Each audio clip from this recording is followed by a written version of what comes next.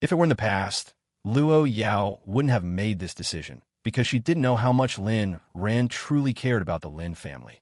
But now, Luo Yao found that Lin Ran really didn't seem to care about this family anymore. There wasn't even a hint of pretense, so she planned to be a bit harsher on the Lin family. Lin Jian took a step back, somewhat in disbelief.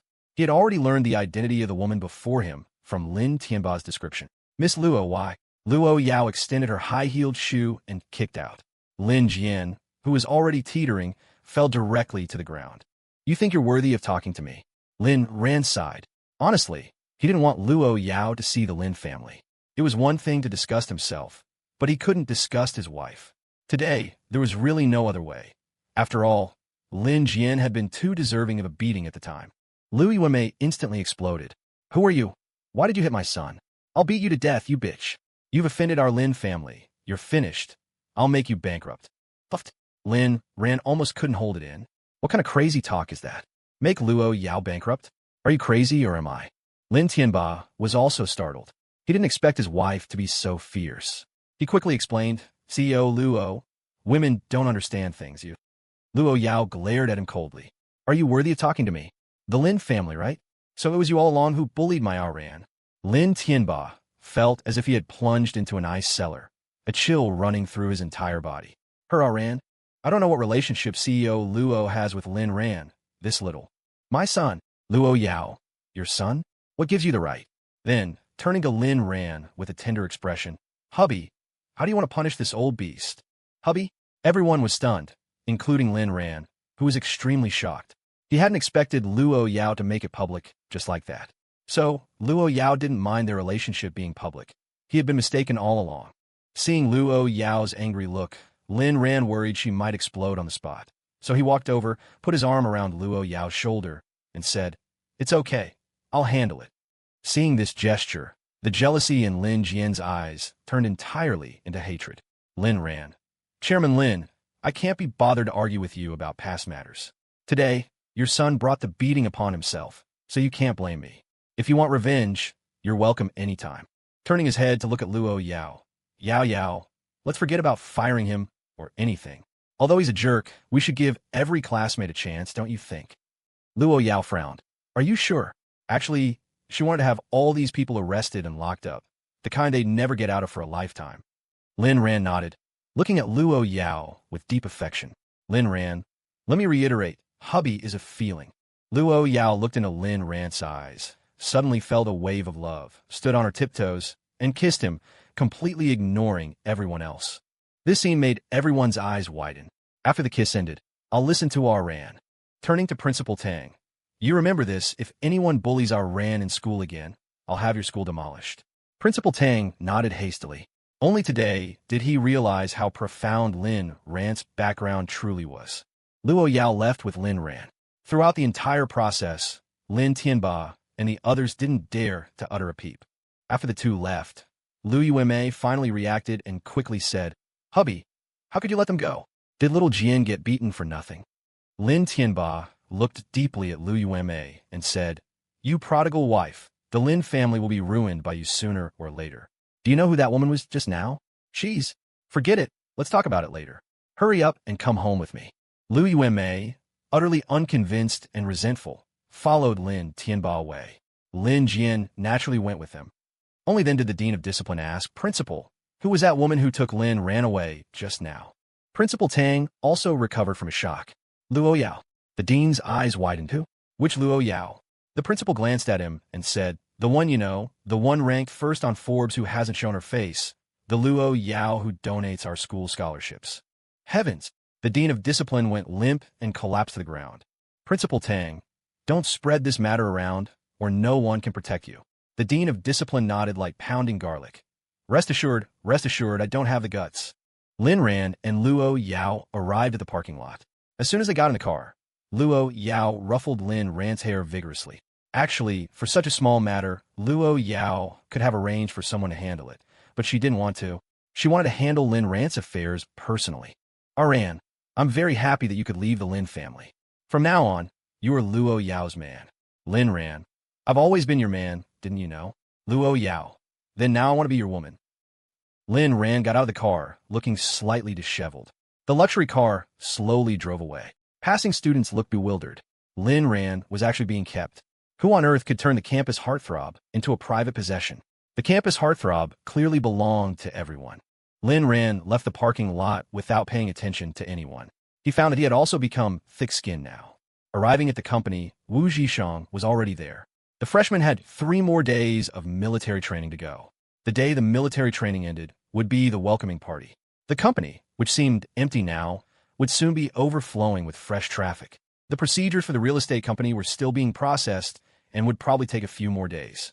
After completion, Lynn Ran planned to use the newly acquired $1 billion to launch a project directly. To Lynn Ran's surprise, Wu Zhishang's girlfriend, Zhao Miao, was also at the company. Lynn Ran was stunned. In his previous life, this Zhao Miao screwed Wu Zhishang over when he needed comfort the most. Lynn Ran had never liked Zhao Miao. Zhao Miao had a male best friend, and because of this male best friend, Wu Zhishang would suffer a lot in the future. If it were his previous life, Lynn Ran wouldn't have interfered. Brothers advise reconciliation, not separation. But now that he clearly knew the consequences, Lynn Ran had to make Wu Zhishang see this woman for who she was. However, he didn't plan to directly persuade Wu Zhishang because it wasn't appropriate, so he planned to find an opportunity to expose Zhao Miao. Zhao Miao also saw Lynn Ran. Her impression of Lynn Ran was quite good, mainly because he was handsome. Lynn Ran, hello. Lynn Ran, huh? Long time no see. Wu Zhishang, brother Lynn, tomorrow is the weekend. My girlfriend came to accompany me today. Do you want to have dinner together? Lynn Ran, I won't be a third wheel. You two go enjoy your time together. At this moment, Zhao Miao spoke up. We're all friends. Let's go together. It just so happens I'll call my male best friend too. We're all young people. Let's get to know each other. Lynn Ran's interest was immediately piqued. Okay. Half an hour later, led by Zhao Miao, they arrived at a very upscale Western restaurant. The 4 of them sat in a private room chatting. Wu Zhishang secretly told Lynn Ran that he hadn't mentioned they had started a company. He only said he was interning at this company. After Zhao Miao arrived at the company, she had complained for a long time, saying there was no one in the company and it didn't look like a legitimate business. Wu Zhishang didn't refute her. Lynn Ran was quite satisfied with Wu Zhishang's performance. This brother still had some sense after all. The waiter brought the menu. Everyone was astonished except for Zhao Miao, who remained calm. Wu Zhishang handed the menu to Zhao Miao. Zhao Miao looked at it, pointed to the picture of the top-grade steak, and said, "We'll have 4 of these steaks." Wu Zhishang glanced at it. 150 renminbi, not bad. The waiter nodded. Okay, everyone, we'll prepare it for you right away. Soon, a waiter pushed a dining cart over.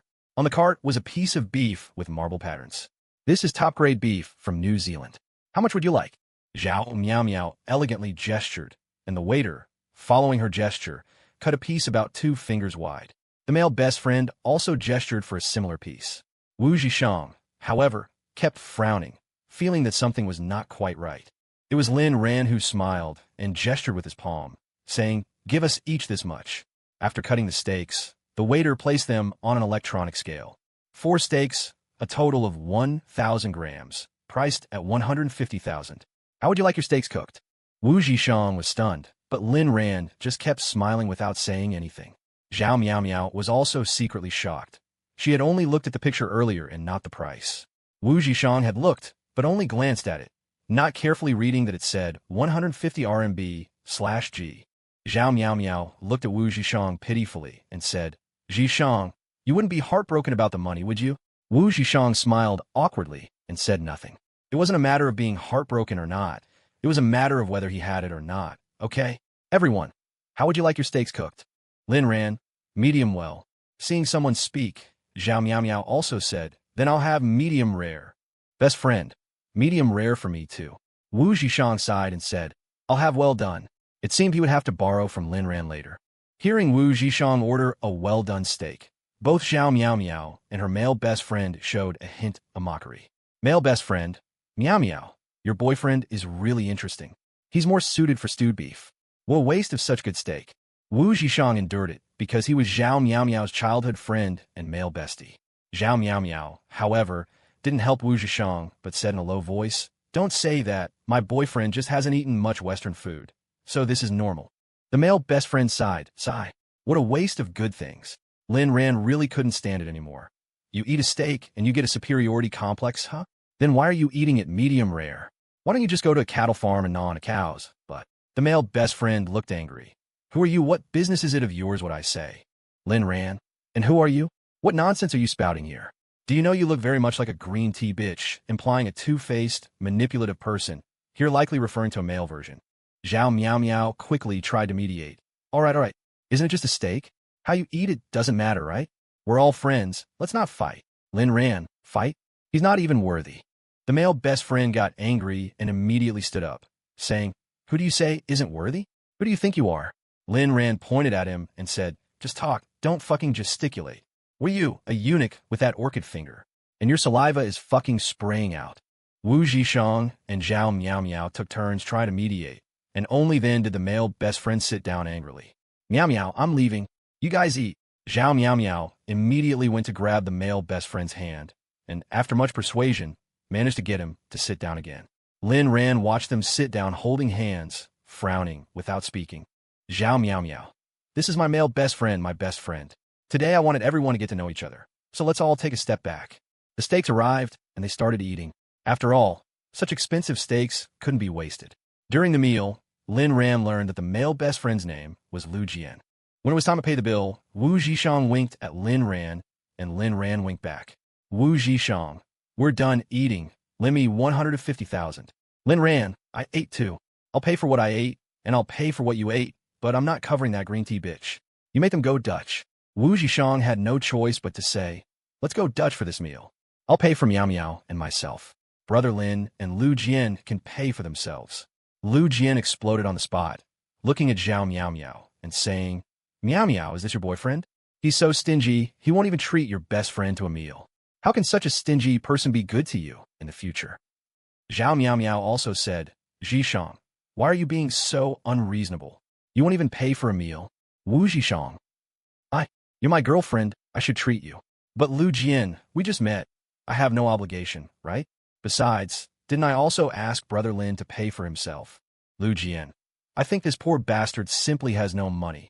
Meow Meow, someone like him can't possibly give you happiness. Lin Ran slammed his phone on the table with a thwack. We're poor bastards? You have money, then you treat us. Lu Jian was stunned, then retorted. Why should I treat you? I think you're both poor bastards. Isn't it just paying? I'll pay. The piece I ate was at most 100 grams, so I'll pay 15,000. He then took out his phone, and the waiter quickly scanned for 15,000. He was also afraid they would dine and dash, so he'd been watching. Lu Jian, poor bastard, your turn. Wu Zhishang frowned. Logically, everyone should pay 37,500 yuan. Lu Jian's face paled. Then he started to quibble. If you don't have money, just say so. What's this about 37,500 per person? Wu Zhishang's eyes, what to do? Lin Ran, watch me.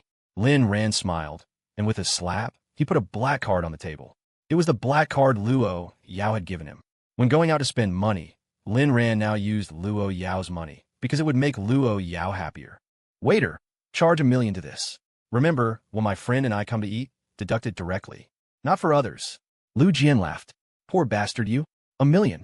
The waiter quickly swiped the card, and soon the sound of a successful transaction was heard. Not only Lu Jian, but even Zhao Meow Meow looked at Lin Ran in shock. Lin Ran was actually so rich? Why hadn't Wu Zhishang told her? Lin Ran, poor bastard. Now it's your turn to pay the rest of the bill. Although I've charged money, I won't help you pay. Lu Jian felt his face burning. Indignantly, he said, Meow Meow, I'm leaving. I've had enough. Your two friends are too pretentious. With that, he ran off. Lin Ran didn't care. Instead, it was Zhao Meow Meow who looked at Wu Zhishang, then at the fleeing Lu Jian, thought for a moment, and chased after him. I'll go check on him. He has depression and is emotionally unstable. I'll be right back. With that, she also ran off. Wu Zhishang looked worried. Lin Ran was thoughtful. Depression? A good excuse, very classic. Lin Ran gently patted Wu Zhishang's shoulder and said, I'm leaving first. My wife will be waiting impatiently. As for you, Wu Zhishang sighed and said, Brother Lin, you go ahead and get busy. I'll wait a bit longer. When I have time, I'll visit sister-in-law. Also, I'll pay you back for the meal just now. Lin Ran thought for a moment and nodded. As his only good brother, he should meet her. Lin Ran, there's no rush for that. If you want to eat anything else, just order it. There's a card anyway. After saying that, he directly transferred 1 million to Wu Zhishang. Consider this an advance on your salary. You can pay me back when you've earned enough. Why didn't he give it as a gift? Because even close brothers keep clear accounts. Lin Ran noticed Wu Zhishang's predicament. He hadn't considered it enough before and had overlooked Wu Zhishang's financial situation. Wu Zhishang knew Lin Ran had just received 1 billion and didn't refuse, just said he would pay him back. After leaving the restaurant, Lin Ran made a phone call. Within 3 minutes, Wang Bao drove over to pick Lin Ran up. Arriving at the entrance of Luo Corporation, Lin Ran made another call. Soon, Luo Yao came out, and as soon as she got in the car, she threw herself on a Lin Ran. They went home together. After arriving home, Lin Ran changed his dressing and didn't put on a bandage anymore because he thought it wasn't necessary. Say what you will, the private doctor at the manor was indeed amazing. If it were an ordinary person, it would take at least another week. While Lin Ran and Luo Yao were being lovey-dovey at the manor, Wu Zhishang waited for a long time but didn't see Zhao Miao Miao. He couldn't reach her by phone either until he saw an update on Zhao Miao Miao's social media. Picture Lu Jian with his arm around Zhao Miao Miao. Zhao Miao Miao looking at Lu Jian with deep affection. Caption: he's in a bad mood, so of course, as his best girlfriend, I have to drink with him until we're both drunk. Seeing this post, Wu Zhishang felt as if he had plunged into an ice cellar, not knowing what to say. He kept calling and messaging Zhao Miao Miao, but it was like throwing stones into the sea. It wasn't until after 1 in the morning that Zhao Miao Miao replied. Zhao Miao Miao, baby, Lu Jian was in a bad mood, so I accompanied him tonight to help him relax. My phone was on silent, sorry. Wu Zhishang's hand holding the phone was trembling. He typed, do you know I waited for you for several hours? Also, don't you think your relationship with Lu Jian is too close? He thought for a long time, but didn't send it. Finally, he deleted it word by word and changed it to, got it. Where are you now? Zhao Miao Miao, at a hotel with Lu Jian. He has depression. I'm afraid he might do something rash. Wu Zhishang. Hotel? I'll pick you up. Send me the address now. After some back and forth with Zhao Miao Miao, she finally couldn't refuse Wu Zhishang and sent him a location. Then there was no more news. Wu Zhishang, suppressing his anger, arrived at the hotel, but Zhao Miao Miao then said she had gone home and even sent Wu Zhishang a picture of herself at home. Zhao Miao Miao, baby, there should be more trust between us. Lu Jian and I are really just best friends. Wu Zhishang suppressed the fire in his heart for a long time before sending a message. Sleep early, good night.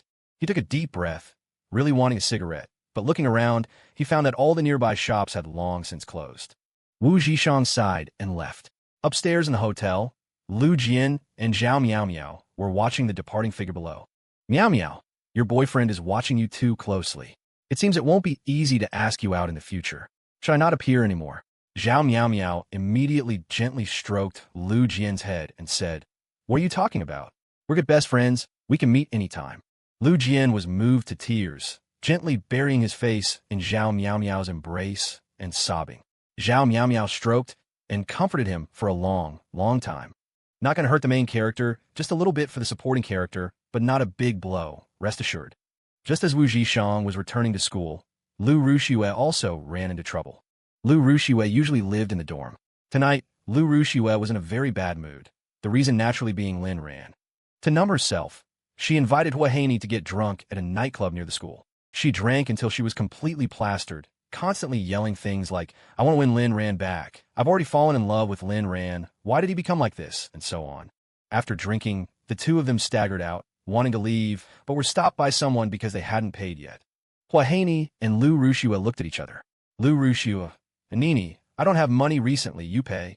Hua Haney, but I don't have enough money in my WeChat either. The two were embarrassed. The waiters signaled, and a few bouncers surrounded them. Normally, nightclubs require payment up front, but Lu Rushi was a regular customer, so she was allowed to pay later. Who knew she wouldn't have money? Lu Rushi was already quite drunk.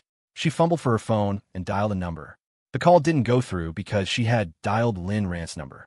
Hearing the call rejected, Lu Rushi was stunned. She looked at her phone screen, and scenes from the past flashed by.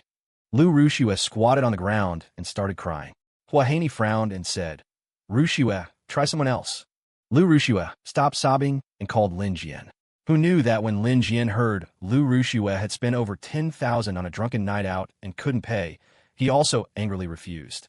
Rushi, over 10,000 isn't much, but you know, our family situation is special right now. I've given all my money to my dad. I really can't help. Lin Jian hung up after saying that.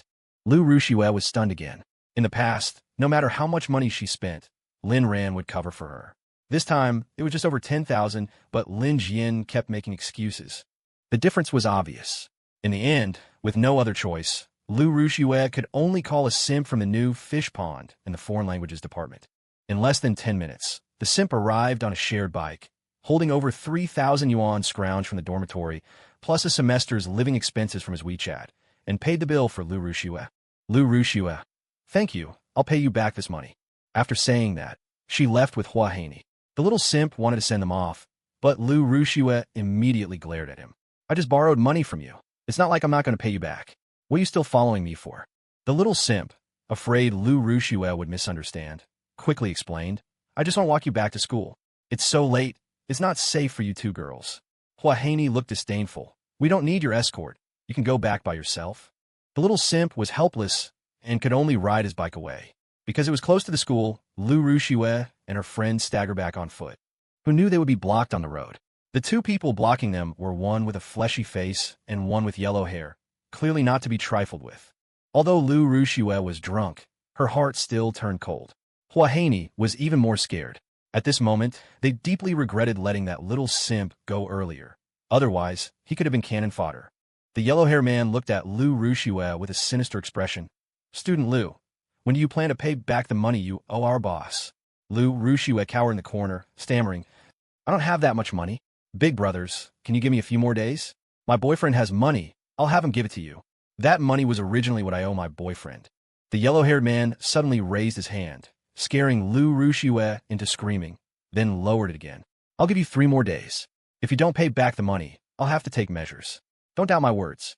If you don't want your family, your school, and your classmates to know about your debt, you'd better hurry up and pay back the 1,100,000.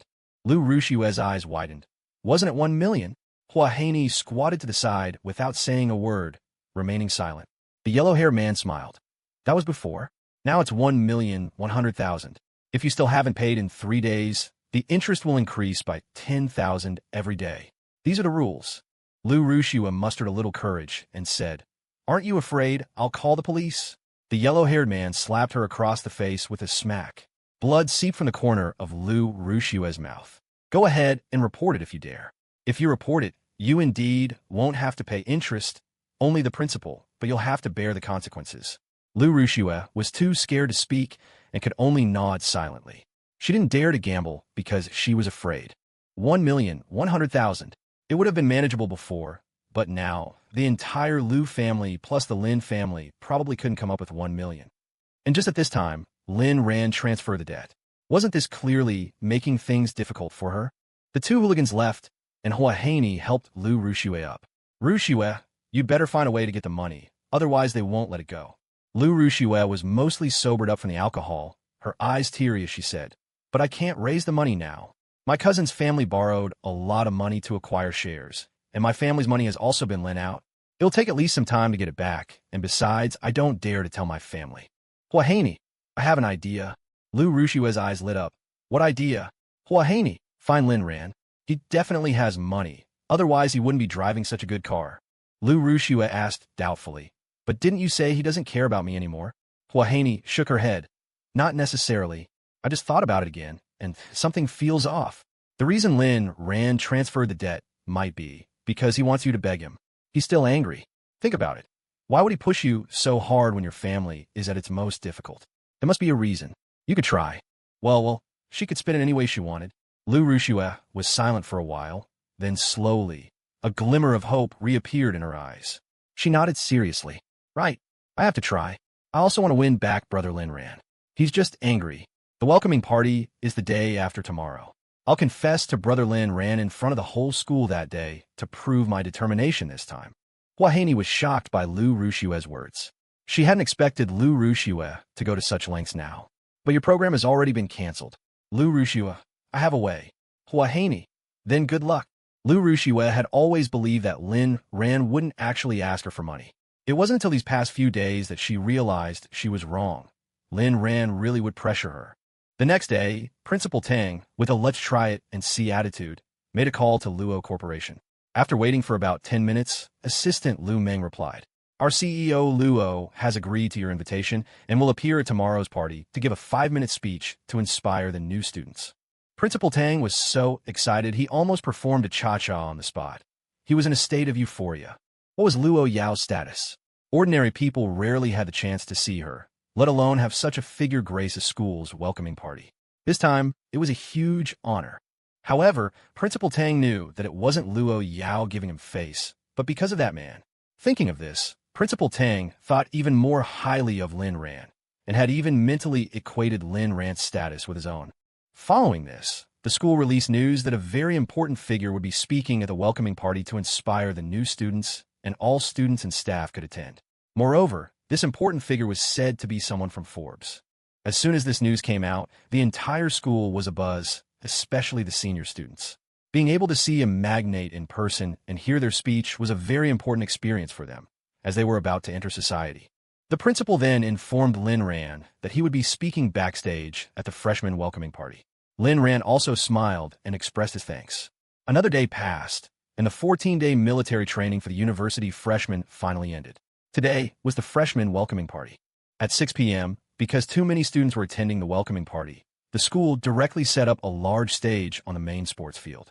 Although it was open air, it was incredibly magnificent. Under the watchful eyes of everyone, the principal slowly walked onto the stage, picked up the microphone, and began to speak, rambling on about inspiring new students and encouraging old ones. 10 minutes later, the party officially began. Senior student representatives, as senior brothers and sisters, performed the opening act, followed by a dazzling array of performances. Because of the school's generosity this time, the on-site effect was no less than that of any professional stage. Soon, it was time for the new round of freshman representative performances. A girl with a delicate but somewhat fragile appearance was on stage, singing an original new song with all her might.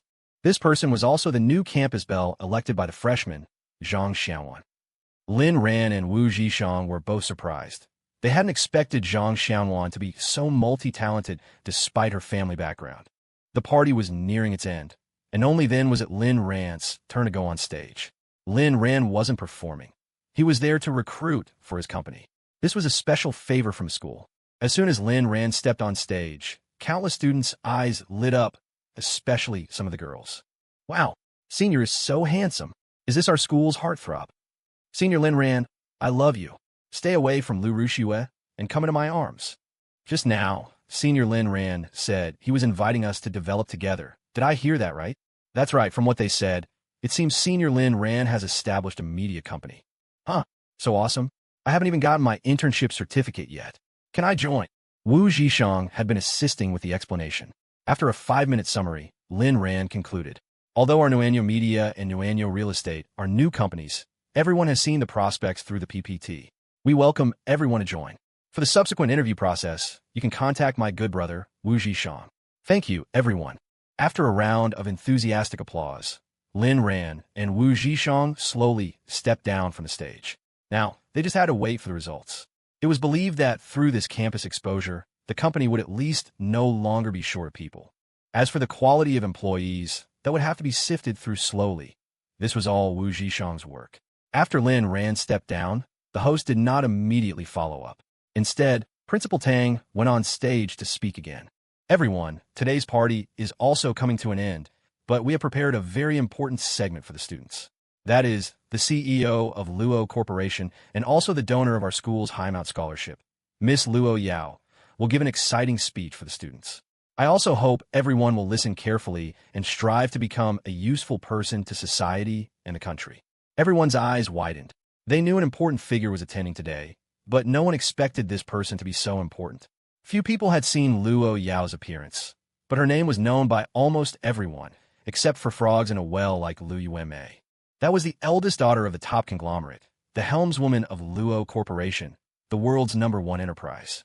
Luo Corporation was involved in multiple fields such as medicine, real estate, biology, high technology, and manufacturing, and each field was a Fortune 500 company. No one knew exactly how many assets Luo Corporation had, but its estimated market value was truly #1.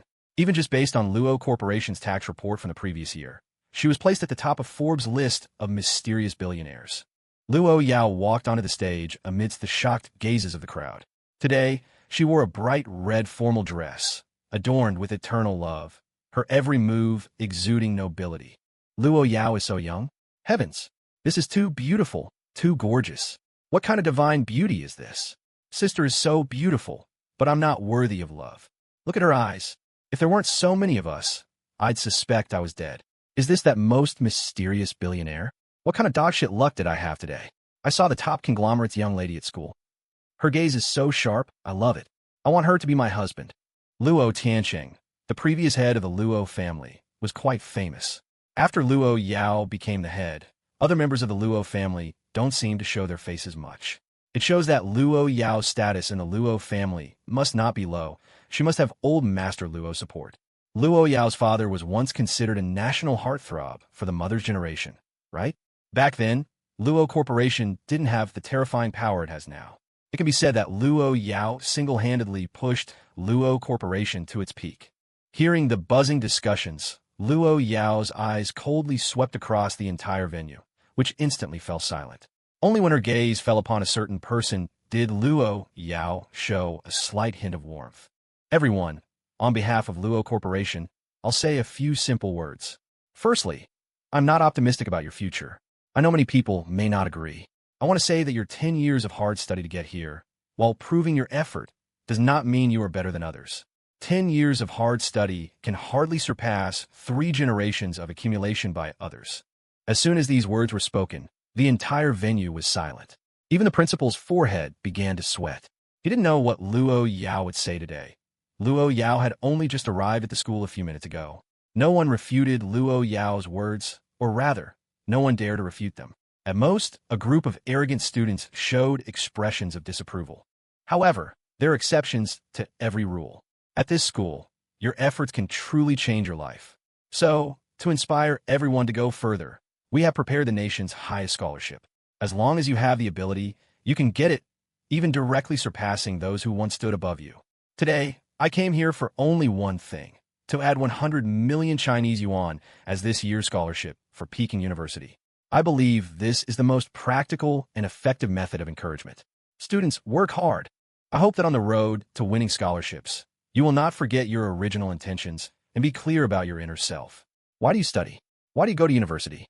If one day you succeed, I hope that while contributing to your motherland, you will not forget the people you love most around you. Thunderous applause filled the venue. Principal Tang was moved to tears. An injection of 100 million in funds was obtained so easily. This was faster than robbing a bank. The students were also excited. Few of those who could get into Peking University were fools. They all began to roll up their sleeves, eager to strive for their ideals. Luo Yao's method of encouragement was indeed very effective. Suddenly, Luo Yao's voice once again spread throughout the venue. Finally, I want to remind some people to keep their eyes open, usually not to get close to people they shouldn't get close to, and especially not to bully my people. After this sentence, the entire venue was bewildered.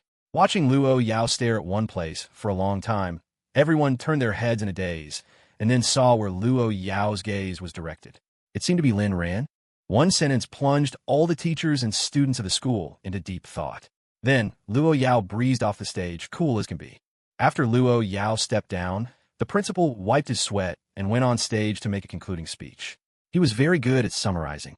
But just as he was about to speak, a harsh sound came from the speakers. Hello, hello, hello everyone. I am Rushi. The principal looked around with a puzzled expression. Lynn Ran, in the audience, shuddered, immediately realizing the seriousness of the situation. He hated it. When would Rushi finally die? The speaker's voice continued. Lynn Ran, I know you're here.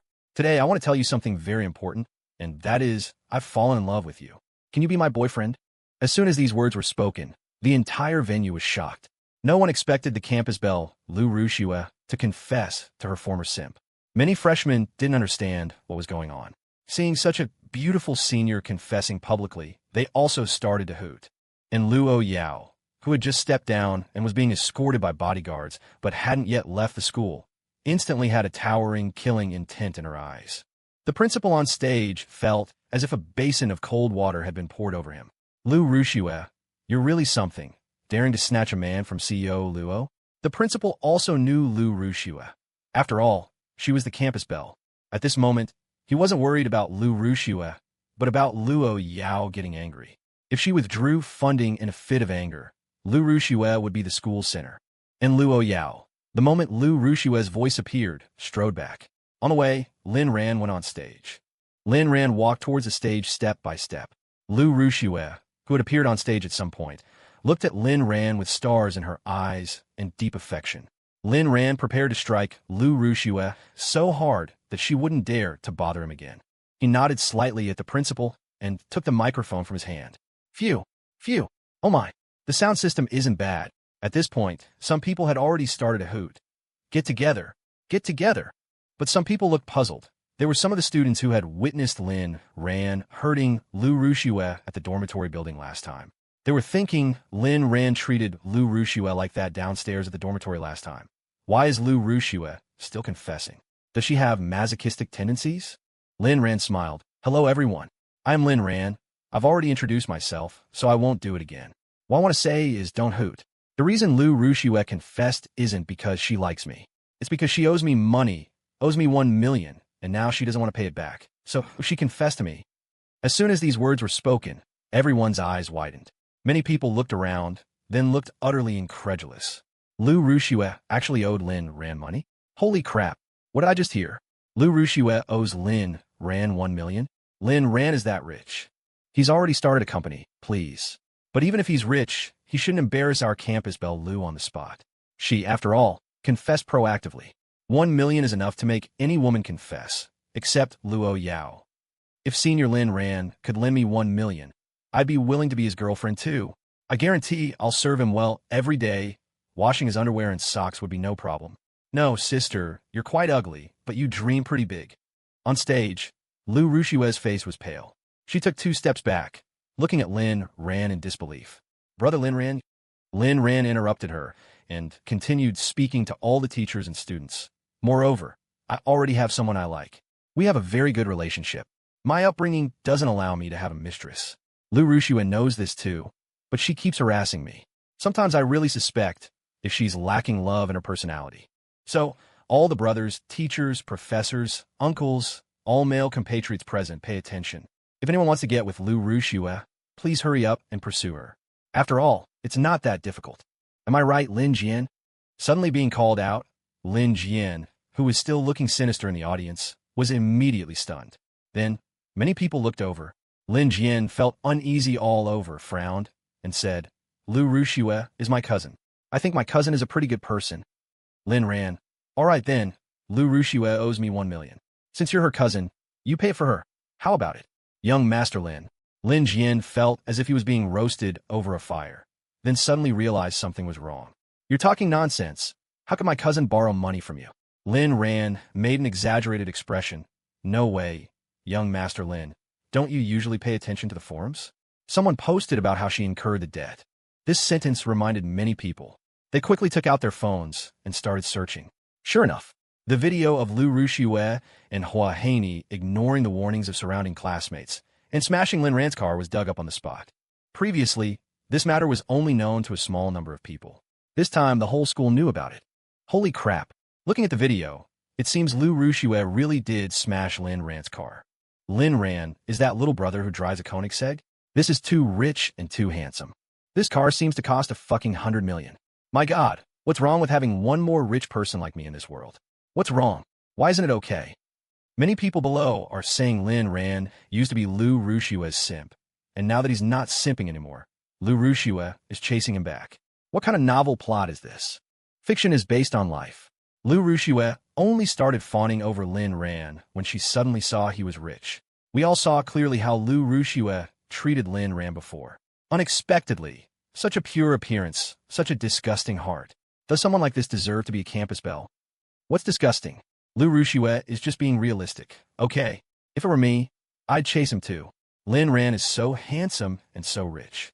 I really didn't expect a rich man to be right beside me, yet I was blind and ignorant for several years. Lu Rushue, confirmed slag girl. Hua Haney is just that lackey by the slag girl's side. Sometimes, the lackey is more hateful than the main person. The students below were discussing animatedly, all sorts of idle talk and rumors spreading uncontrollably. This time, Lu Rushue truly became famous, more famous than her campus belle status. Seeing the content on the forum, Lin Jian's face was very ugly. He actually didn't know about such a big thing. Lu Rushiue's face could already be described as deathly pale. What was the difference between this and a public execution? If Lin Ran knew Lu Rushiue's thoughts, he would probably die laughing. This is called public execution. The public execution part is still to come. Then, you and Lin Jian will be tied together for execution. Not just the whole school, but the whole society will make it impossible for you to be human. Lu Rushiue's brain suddenly started working. She knew she was done for today. Now, she should think about how to extricate herself. As a woman, a vulnerable group, plus her campus belle status, if she fainted, someone would probably sympathize, right? Most importantly, after fainting, she could be carried away, avoiding public execution. Lu Rushue started to stagger. Lin Ran immediately said, "Everyone, pay attention, Lu Rushue is about to faint. She's going to pretend to faint to avoid paying back the money." Lu Rushue? At this moment, the principal finally reacted and snatched the microphone from Lu Rushue. Just as he was about to say something, he saw Luo Yao walking over from backstage in a few quick steps. Luo Yao walked up to Lu Rushue and, without a word, slapped her. Lu Rushue was slapped to the ground and fainted directly. Everyone was greatly astonished. This party was so damn entertaining. Luo Yao, courting death. At this moment, Luo Yao's anger, in the eyes of outsiders, was like a school representative's disappointment in an underachiever. Moreover, as a donor, if the school had such a student, Luo Yao would also lose face. It was unknown whether Lu Rushue truly fainted or pretended to. Luo Yao only used one slap. Luo Yao took a deep breath. She was about to lose control. Just as she was about to go berserk, her hand was held by a warm, large hand. "Don't be angry anymore." Lin Ran's gentle words came, and Luo Yao's emotions gradually calmed down. She looked deeply at Lin Ran, then left again. A group of bodyguards rushed into the sports field to help students delete videos of Luo Yao hitting someone. Some students resisted, but it was all in vain. Even if they kept the videos, no one dared to spread them outside. At most, they would watch them within the school. At this moment, everyone had a question in their minds. Is there some relationship between Lin Ran and Luo Yao? Why did Luo Yao calm down with just a simple sentence from Lin Ran? Did Luo Yao's phrase, "my people," refer to Lin Ran? The principal wiped his cold sweat and made the final remarks. The party ended successfully. Everyone left, and Lin Ran also took Wu Zhishang towards the parking lot. At this time, in the parking lot, Luo Yao looked at Lin Jian with cold eyes. Lin Jian said somewhat shyly, "Miss Luo Yao, thank you for seeing me." Luo Yao narrowed her eyes. "Cut the crap. You said you had something about our Ran to tell me. What is it?" Just now, Luo Yao had cleared the area, waiting for Lin Ran to come over. Who knew Lin Jian would shout from a distance that he wanted to see Luo Yao, and also said he had something to tell about Lin Ran. Luo Yao just assumed Lin Jian was going to do something to Lin Ran, so she let him in. Lin Jian. "Miss Luo Yao, did you key my brother? Why did you do that?" Luo Yao narrowed her eyes. "Who told you that?" Lin Jian. "My brother wasn't like this before. He must have done something to make you unhappy, so you're punishing him, right? I hope you can let my brother go." Luo Yao finally couldn't be bothered to listen anymore. She confirmed that this Lin Jian had nothing important to say at all. He was purely a big idiot. Just as she was about to have Lin Jian thrown out, Lin Jian continued, "My brother likes Lu Rushue. What you're doing is destroying someone else's relationship, this." Lin Jian was kicked 3 meters away by Luo Yao, rolling on the ground 3 times before stopping. He looked at Luo Yao in terror, unable to believe Luo Yao was so violent. Why did you hit me?" "What I said is the truth. My brother said he only likes Lu Rushue." Luo Yao's mind went buzz, and her whole body began to tremble. Lu Meng, beside her, frowned. Just then, Lin Ran appeared. On the way, when Wu Zhishang looked at Lin Ran for the 18th time, Lin Ran finally couldn't stand Wu Zhishang's gaze anymore. "What do you want to say?" "Wu Zhishang. Brother Lin, that Luo Yao, isn't she sister-in-law?" Seeing Lin Ran didn't deny it, Wu Zhishang was dumbstruck. "Bro, are you serious? Do you know who Luo Yao is? My God, I always thought the rich woman keeping you was some executive from Luo Corporation.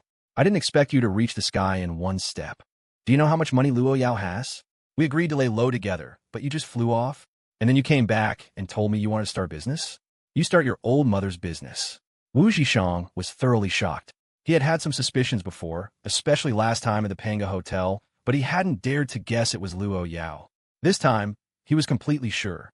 The rich woman keeping his brother was the young lady of the world's top conglomerate, Luo Yao, whose words could make the entire business world tremble. This wasn't just killing him. This was scaring him to death. Arriving at the parking lot, Lin Ran found that there were very few people, as if the place had been cleared. Only when he saw Luo Yao standing there did Lin Ran understand. Then he noticed that Luo Yao seemed very angry. Lin Ran's brows also furrowed. Looking closer, he saw Lin Jian lying on the ground. Lin Jian. Miss Luo Yao, if my brother has offended you, I apologize on his behalf. But please don't destroy the relationship between my brother and Lu Rushiwe.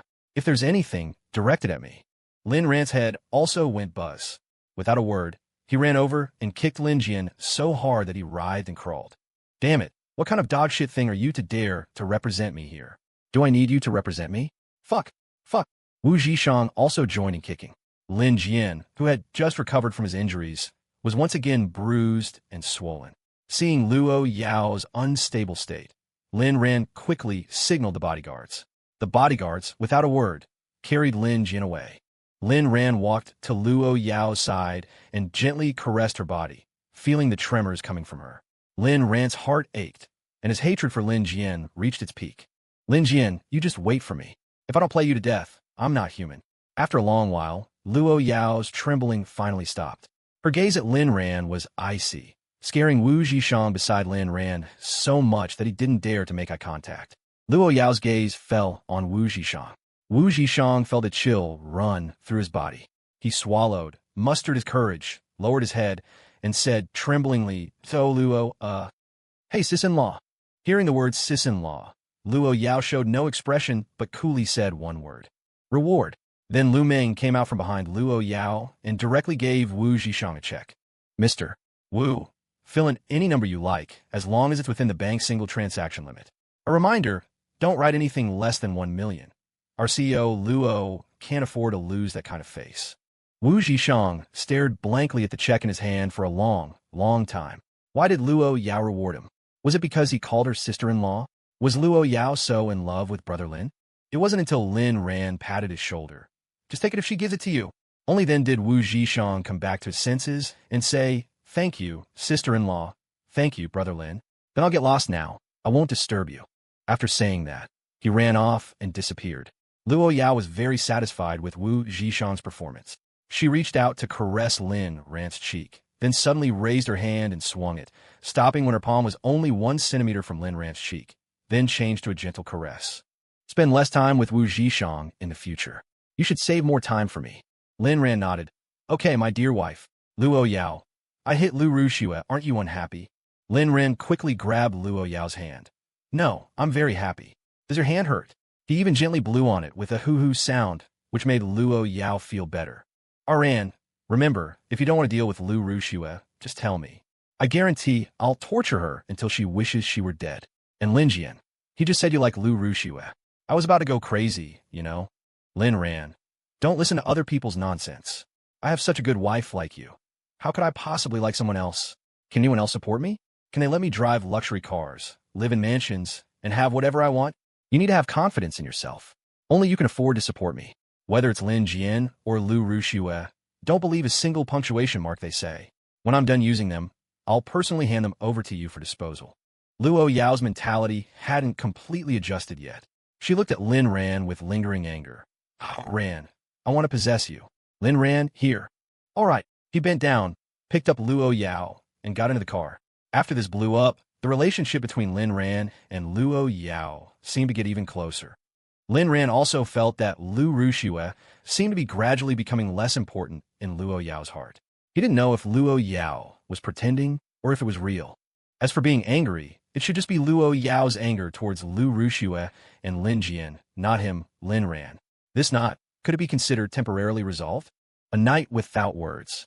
The next day, Lin Ran didn't plan to go to school. It was good to be at home, and it could also avoid some more dramatic incidents. Anyway, the principal wouldn't care where he went. With the grades he had accumulated before, he probably wouldn't fail to get his graduation certificate. Even if Lin Ran didn't want it, would the principal dare not to give it? After Luo Yao left in the morning, Lin Ran wandered around the manor alone. Soon, he wandered to the crocodile pond. Lin Ran saw a keeper using a long prod to herd the crocodiles into the pond one by one. He found it very interesting and squatted down to observe silently. Meow. Lin Ran was stunned. He turned his head and saw a black cat squatting next to him, watching the crocodiles with him. Lin Ran.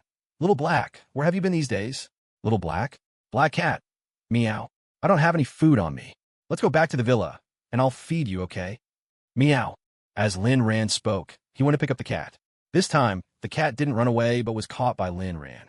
Lin Ran carried the black cat back to the villa and asked someone to prepare some small fish. The servants were very strange, but didn't ask much, and brought it to Lin Ran after a while. Lin Ran took the food to the sky garden. While feeding the cat, he said, "From now on, just stay here when you have nothing to do. The scenery is good, but you can't just poop and pee anywhere, okay?" Meow. Lin Ran petted the cat while feeding it fish until the black cat stopped eating. Only then did Lin Ran let it go. The black cat shook its head and disappeared into the garden. Lin Ran smiled. "Little fellow, with animals, you have to be patient and take it slow. Just like with relationships, you can't be too possessive from the beginning." This time seeing the black cat, Lin Ran always felt as if he had some connection with it, but he didn't know exactly what. In the sky garden, Lin Ran dazedly fell asleep. He had a dream. The content of the dream was somewhat vague and somewhat unreal. In the dream, it seemed to be a primeval forest, a pair of unusually strange eyes, and some scenes that made one's scalp tingle. After waking up startled, Lin Ran could only remember these things, and then slowly couldn't recall them anymore. Just as Lin Ran was trying hard to remember, Wu Zhishang called. Lin Ran answered and heard Wu Zhishang sobbing. He quickly asked and found out that Wu Zhishang was like this because of Zhao Miao Miao. "Brother Lin, I feel Miao Miao is too close to her bestie. I feel uncomfortable, but when I tell Miao Miao, she says I'm petty. What should I do?" Lin Ran. "Give her a taste of her own medicine. You find a female buddy too." Wu Zhishang. "Stop kidding, bro. Come out and have a couple of drinks with me." Lin Ran thought about it. It was still very early and wouldn't delay picking up Luo Yao in the afternoon, so he agreed. The two met at a Dai Pai Dong, open-air food stall. Having gotten used to fine dining, Lin Ran still felt most at ease here. Driving a Koenigsegg, eating outdoor barbecue, this feeling was still very special. Wu Zhishang's spirits were consistently low. He just kept drinking one mouthful after another until he was drunk. Lin Ran took out Wu Zhishang's phone, unlocked it, and sent a message. Soon, a woman wearing a baseball cap appeared. After a few simple instructions, the drunk Wu Zhishang was taken away by the woman. Lin Ran watched the two leave and smiled without saying anything. He looked at the time, missing his wife more and more, so he prepared to go find Luo Yao early. And at this time, the Lu family had completely fallen out. Because Lu Rushi owed millions, this matter couldn't be hidden, nor could it be hidden. Plus, with both Lu Rushi and Lin Jian injured today, the entire Lin family and Lu family knew about it, and everyone sat down together, as if by prior agreement. When they learned that the culprit was Lin Ran, everyone exploded. Lu Yiwei wanted to tear Lin Ran apart on the spot, but due to her public persona, she still endured it. Lu Ritian. "No way. Why should we give money to that little bastard Lin Ran?" Lin Jian. "Now the debt has been transferred by Lin Ran to Brother Dao. It's no longer Lin Ran's money we owe, but Brother Dao's money." Lin Tianba. "You said Lin Ran was driving a Koenigsegg that time. Are you serious?" Lin Tianba was surprised that Lin Ran hadn't received a penny from the Lin family at that time. "Yes, I saw it with my own eyes. I didn't mean to smash his car. I didn't expect him to transfer the debt. What do we do now?" Lu Rushi's eyes were red. Lin Tianba's frown deepened. Not to mention where Lin Ran got the money. Just hearing that Lin Ran knew Brother Dao made Lin Tianba feel that something was wrong, but he didn't know exactly what. After some more discussion, both families said they had no money. Now, 1 million was impossible for both families to come up with, but they didn't dare to owe Brother Dao's money. Lu Rushi was completely desperate. The look in her eyes when she looked at Lin Jian no longer held any affection. She quietly called Lin Jian to the kitchen. "Brother Lin Jian, you help me solve this 1,100,000, or I'll publicize our relationship." Lin Jian was greatly shocked, quickly covering Lu Rushi's mouth and looking around. He breathed a sigh of relief when he saw no one was there. "Are you crazy? This won't do you any good either." Lu Rushi, "Yeah, but it doesn't matter anymore. My reputation is already like this. Do I still care about adding another scandal of sleeping with my cousin?" Lu Rushi was right. At Kyoto University now, her reputation was completely ruined. Even many of her former simps had started to expose Lu Rushi's materialistic nature. falling from campus belle to a universally despised slag girl. Lin Jian looked at Lu Rushi in disbelief. He didn't understand why Lu Rushi had become like this. Sister Rushi, what are you saying? How can I not care about you? It's just that I'm really in a difficult situation. But it's okay. After I found out you owed money yesterday, I secretly sold some of my father's collectibles. I was raising money for you. I'll transfer it to you now. 1,100,000 was almost all of Lin Jian's current assets. He endured the pain and transferred it to Lu Rushi. Lu Rushi showed a touched expression and asked, "Are you telling the truth?" Lin Jian, "Of course it's true. Look at my balance. Is there any money left?" He even showed his phone to Lu Rushi. Lu Rushi looked, and indeed, Lin Jian's balance was only a few hundred yuan. "Thank you, brother Lin Jian. I misunderstood you. Thank you for giving me all your money to pay off my debt." Lin Jian hugged Lu Rushi and comforted her gently, but his heart was full of hatred. He hadn't sold any collectibles at all. Anything sellable had long been sold by Lin Tianba.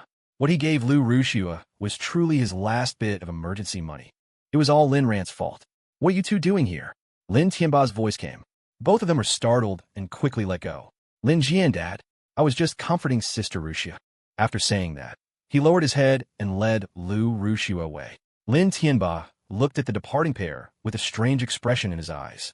He had just seen Lin Jian transfer 1,100,000 to Lu Rushi, and his heart felt very uncomfortable.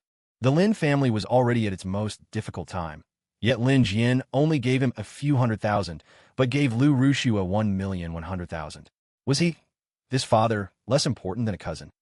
But he didn't expose Lin Jian, because a family should have basic trust and respect.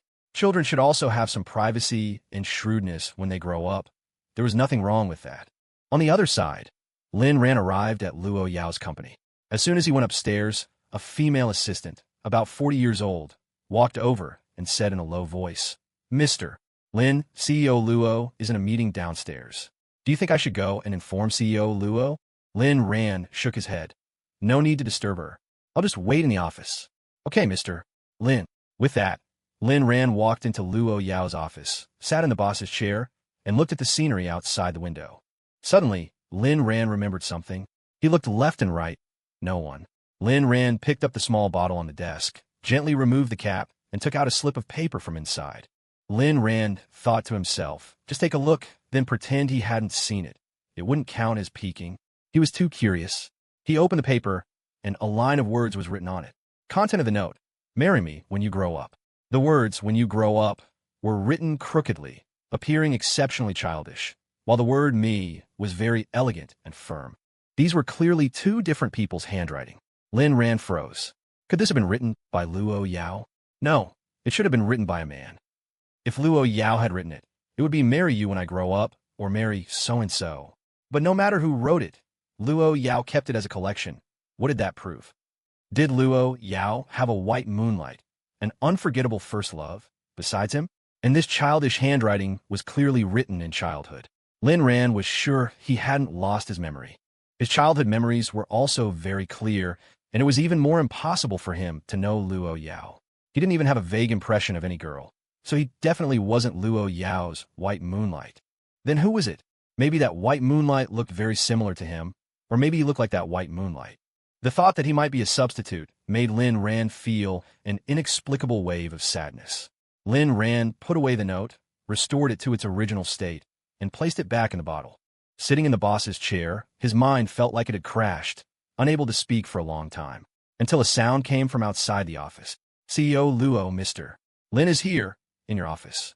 Lin Ran didn't know what mindset to face Luo Yao with, so he simply closed his eyes and pretended to be asleep. Luo Yao walked into the office and saw Lin Ran sleeping leaning against the chair. She turned her head to look at the small bottle on the table, then looked at Lin Ran, gently picked Lin Ran up, and walked to the break room. It was truly hard to imagine how a delicate woman could pick up a grown man like him. In the break room, she placed Lin Ran on the bed, being careful the whole time, as if afraid of waking Lin Ran. Lin Ran closed his eyes, but his heart began to calm down. Luo Yao's tenderness and kindness towards him were definitely not fake. Was he really a rebound? But he was absolutely certain that he definitely didn't know Luo Yao before. Feeling Luo Yao's gentle movements, the slightly cool touch on his cheek, Lin Ran's heart melted bit by bit. Luo Yao was already by his side now. Didn't that explain everything? Even if he was a substitute, then he would just be this substitute until Luo Yao didn't want him anymore. This was what he owed her. But the thought that Luo Yao might one day leave him and return to her white moonlight's embrace made Lynn Rand feel an uncontrollable pang of heartache. He pretended to slowly wake up and saw Luo Yao staring at him, lost in thought. "Wife, did you carry me to bed?" Luo Yao stayed by Lynn Rand's side, staring at him without blinking. She felt that Lynn Rand appearing in her life was the most wonderful thing. "Yes." "Hee. Then you're really strong." Luo Yao raised her small fist. "I've trained." Lynn Rand pulled Luo Yao into his arms to lie down. "Hiss." The wound, which had clearly healed, suddenly felt a tearing sensation. Luo Yao tensed up, reached out to touch Lynn Rand's wound, and asked, "What's wrong? Does the wound hurt?" Lynn Rand looked at Luo Yao's anxious eyes and concerned tone, which were not fake at all. "It doesn't hurt, I just accidentally tore it a little." Luo Yao leaned against Lynn Rand's chest and said in a small voice, "Sorry, Aran. Then you have to compensate me." "How do you want me to compensate?" "What do you think?" "But I'm afraid you'll be too tired." "It's okay, I won't move." Luo Yao heard this and looked at him with deep affection. Lynn Rand was stunned. "I didn't mean we should." "MMPH. Luo Yao. You're the one who lit my fire. You have to be responsible for putting it out." Lynn Rand thought to himself, "Oh my God. Heavens, is the office always this magical? The door isn't even locked this time, sister." Luo Yao didn't care about these things at all. If anyone dared to knock on the door at this moment, that person would be dead, feeling the truest love. Couldn't this prove Luo Yao's love for him? What white moonlight? What cinnabar mole? All of them get out of the way. How can they compare to the truest love? 2 hours later, the two finally walked out of the office again. When passing by the assistant team area, all the assistants kept their heads down and didn't speak, but their eyes kept glancing at them. The two didn't go back to the manor, but ate out. As for the location, it was the Panga Hotel under Lynn Rand's name. Last time Lynn Rand came, he didn't eat much. This time, he planned to make up for it. Learning that the boss and CEO Luo were here for dinner, the hotel manager personally received them. It was the same manager from last time. The manager's name was Yi Lingling. She was knowledgeable and generous, and had a good reputation in the catering industry. Over the years, she had managed Panga Hotel in an orderly manner. Ordinary people usually couldn't see her unless they were important guests. Last time, it was because the charity auction dinner's specifications and guests were not simple that she appeared. This time, she arranged a private room in the rooftop restaurant for Lynn Rand and his companion. But Lynn Rand insisted on a semi-private booth. Just two people occupying a private room. Lynn Rand always felt it was a bit of a waste of resources, especially since this hotel belonged to him. He couldn't be extravagant. The semi-private booths weren't for ordinary people either. People who dined here were also divided into different classes. Some were in the downstairs restaurant, some in the upstairs semi-private booths, and some in exclusive private rooms. People are the same. Some are born in Rome, some work like mules and horses. Lynn Rand helped Luo Yao to her seat.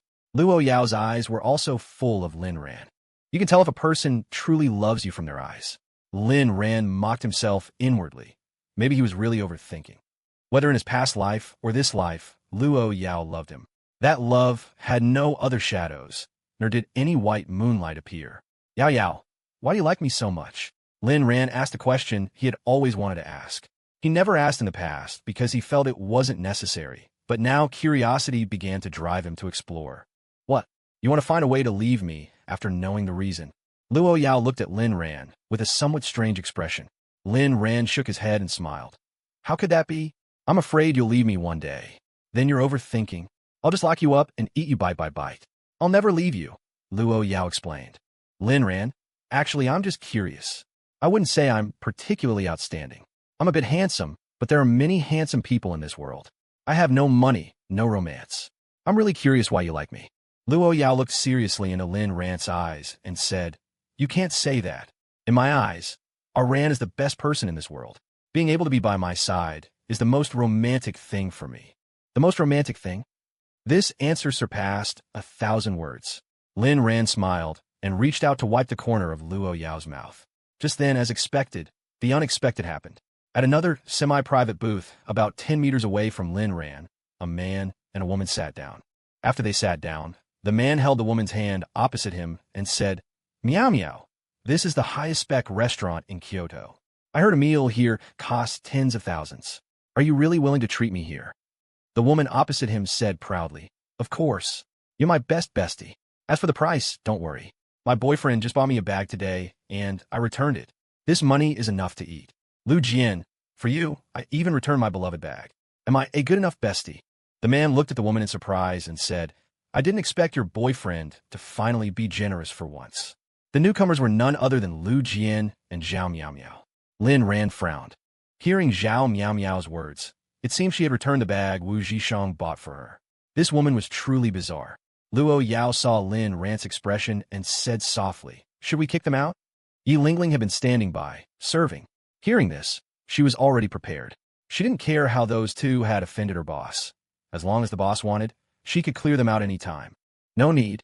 They came here to spend money. How can we kick out customers?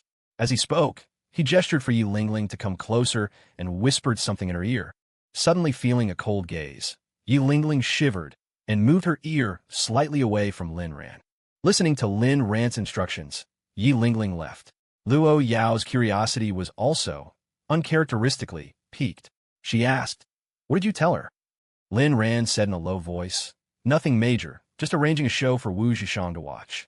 Soon, Yi Lingling reappeared, holding a pile of lottery tickets, and had the waiter distribute one to each table. Thank you all for visiting Panga Hotel. Today, we are giving back to our customers with an on-site lucky draw. The prizes are generous and will be redeemed on the spot. We wish you all a pleasant meal. Then a voice rang out. Wow, I won this meal for free. Manager is generous. Zhao Miao Miao and Lu Jian over there were also stunned. They looked at the lottery ticket in their hands, picked it up, and tore it open. A free stay in a luxury suite for couples today. Huh? Lu Jian asked, free stay? If we don't stay, can we get cash instead? Yi Lingling smiled and shook her head. Of course not. Hearing this, Lu Jian looked troubled on the surface, but was actually happy inside. Miao Miao, a luxury suite here costs several thousand a night. Should we try it? Zhao Miao Miao looked a bit hesitant. But isn't it inappropriate? I promised my boyfriend a date tonight. Lu Jian instantly showed a bitter smile. Right, you have a boyfriend. I can't always expect you to accompany me. Forget it, forget it. I won't stay by myself. After all, I don't have a girlfriend. We're not a couple either, and the people around me are drifting further and further away. Sigh. Being human, I'm sorry. Zhao Miao Miao immediately tensed up, looked at Lu Jian, and said, what nonsense are you talking about? Okay, I'll accompany you. Lu Jian showed a happy expression. Soon, they finished eating. Lin Ran observed silently the whole time and didn't say anything, nor did he let them recognize him. Only after the two left did Lin Ran raise his head, a sharp glint in his eyes. Yao Yao, if I do this, will you think I'm a little calculating? Luo Yao, not at all. Whatever Ran does is fine by me. I like it all. After a while, Yi Lingling returned, made a done gesture, and gave Lin Ran a phone with real-time monitoring. Lin Ran looked at it with interest. It was the surveillance footage from the luxury suite. At this moment, Lu Jian and Zhao Miao Miao were lying on a large bed, chatting leisurely. As they chatted, they got closer, and finally, Lu Jian rested his head on Zhao Miao Miao's arm. Luo Yao, is it good to watch? Lin Ran closed the phone. Not good. Wu Zhishang called. He didn't explain the situation, just told him to come over. Soon, Wu Zhishang arrived at Panga Hotel. Seeing Lin Ran and Luo Yao, he immediately stood ramrod straight. Sister-in-law, hello. Luo Yao was very satisfied with this form of address, but her face didn't show much happiness. Hurry up. You're delaying my date with our Ran. Wu Zhishang was stunned, not knowing why Lin Ran had called him here. Lin Ran, planning a date with Zhao Miao Miao? Wu Zhishang, yes, tomorrow is the weekend. We originally planned to meet today, but it was canceled later. Miao Miao said she has to work overtime tomorrow, so she can't accompany me today. Lin Ran raised an eyebrow, looked at Wu Zhishang, and said word by word, I saw her getting a room with Lu Jian, right here. Wu Zhishang was startled, his eyes wide with disbelief, but he didn't dare not to believe it, because the one who told him this was Lin Ran. Room 1801. Wu Zhishang stood there, frozen for a long time, his feet planted to the ground. He took out his phone and sent a message. Baby, where are you? In the company dorm. What's up? Video call, want to see you. No, my roommates have all undressed. It's not convenient. If you miss me, I'll send you a few pictures. Pictures. Selfies X3. The background was indeed the dormitory. Wu Zhishang was silent for a long time, then slowly moved his feet. Lin Ran thought for a moment, said something to Luo Yao, and then followed him. He was afraid Wu Zhishang would do something impulsive. Then hurry up. I'll wait for you in the parking lot. Luo Yao glanced coldly at Wu Zhishang, then went downstairs to wait for Lin Ran.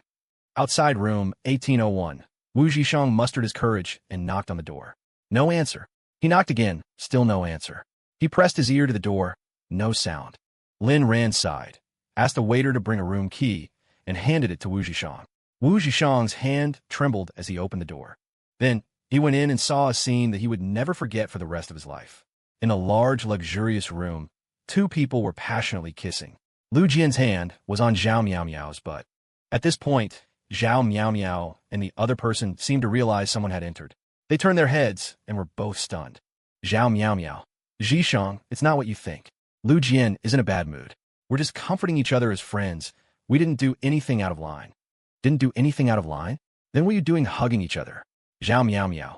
Do you take me for a fool? Lu Jian spoke up at this moment. You poor bastard. You actually brought people here to catch us? You don't even have this much trust in Miao Miao. What right do you have to be your boyfriend? Wu Zhishang looked at Zhao Miao Miao, a clear tear rolling down his cheek. You said you had to work overtime. So this is you working overtime? Zhao Miao Miao was also a bit flustered. She didn't want to leave Wu Zhishang yet. She hadn't found her next prospect. Wu Zhishang, why don't you believe me? Lu Jian was just in a bad mood. What's wrong with me? As his closest female friend, keeping him company. Wu Zhishang's heart was dead ash. The company you're talking about is hugging each other in a room, doing this kind of thing. Kissing is just a way to comfort someone. It doesn't represent anything. You have to believe me. Zhao Miao Miao was still arguing forcefully. Lin Ran was completely floored by their words. He admitted he had previously underestimated the depths to which this shameless pair could sink. Wu Zhishang's suspended heart completely died. Fine, then keep him company. Let's just end it here. He turned to leave. Lin Ran was surprised by Wu Zhishang's calmness. Only after looking at Wu Zhishang's expression did he understand. His heart had died from excessive grief. Zhao Miao Miao asked anxiously, what do you mean? I said I was just here to comfort Lu Jian. Can you stop making a scene? Wu Zhishang. Me making a scene? Fine, I won't make a scene. I'm leaving. Zhao Miao Miao became angry. She hated Wu Zhishang's current attitude. You showing up here proves you don't trust me, Wu Zhishang. I never thought you were this kind of person. And how did you know I was here? Have you been spying on me? Wu Zhishang gave a bitter smile. This hotel belongs to Brother Lin. He saw you two coming here all smiles to get a room. I believe Brother Lin wouldn't lie to me. Do you need me to call the hotel staff for a confrontation? A chill ran down Zhao Miao Miao's spine. She finally let go of Lu Jian. What did you say? He said this hotel is mine. You two came here to get a room after winning a prize earlier. Am I wrong? Both of them looked shocked, not by what Wu Zhishang said, but by Lin Ran's identity. You guys are really good at bragging. Lu Jian expressed his disbelief. Wu Zhishang walked out of the room step by step. He didn't want to dwell on right or wrong. He just wanted to leave this place as soon as possible. Because as long as he was still here, his heart was in agony. Lin Ran followed him out. Zhao Miao Miao pushed Lu Jian away and chased after them. Lu Jian frowned, stood up, and walked at the very end.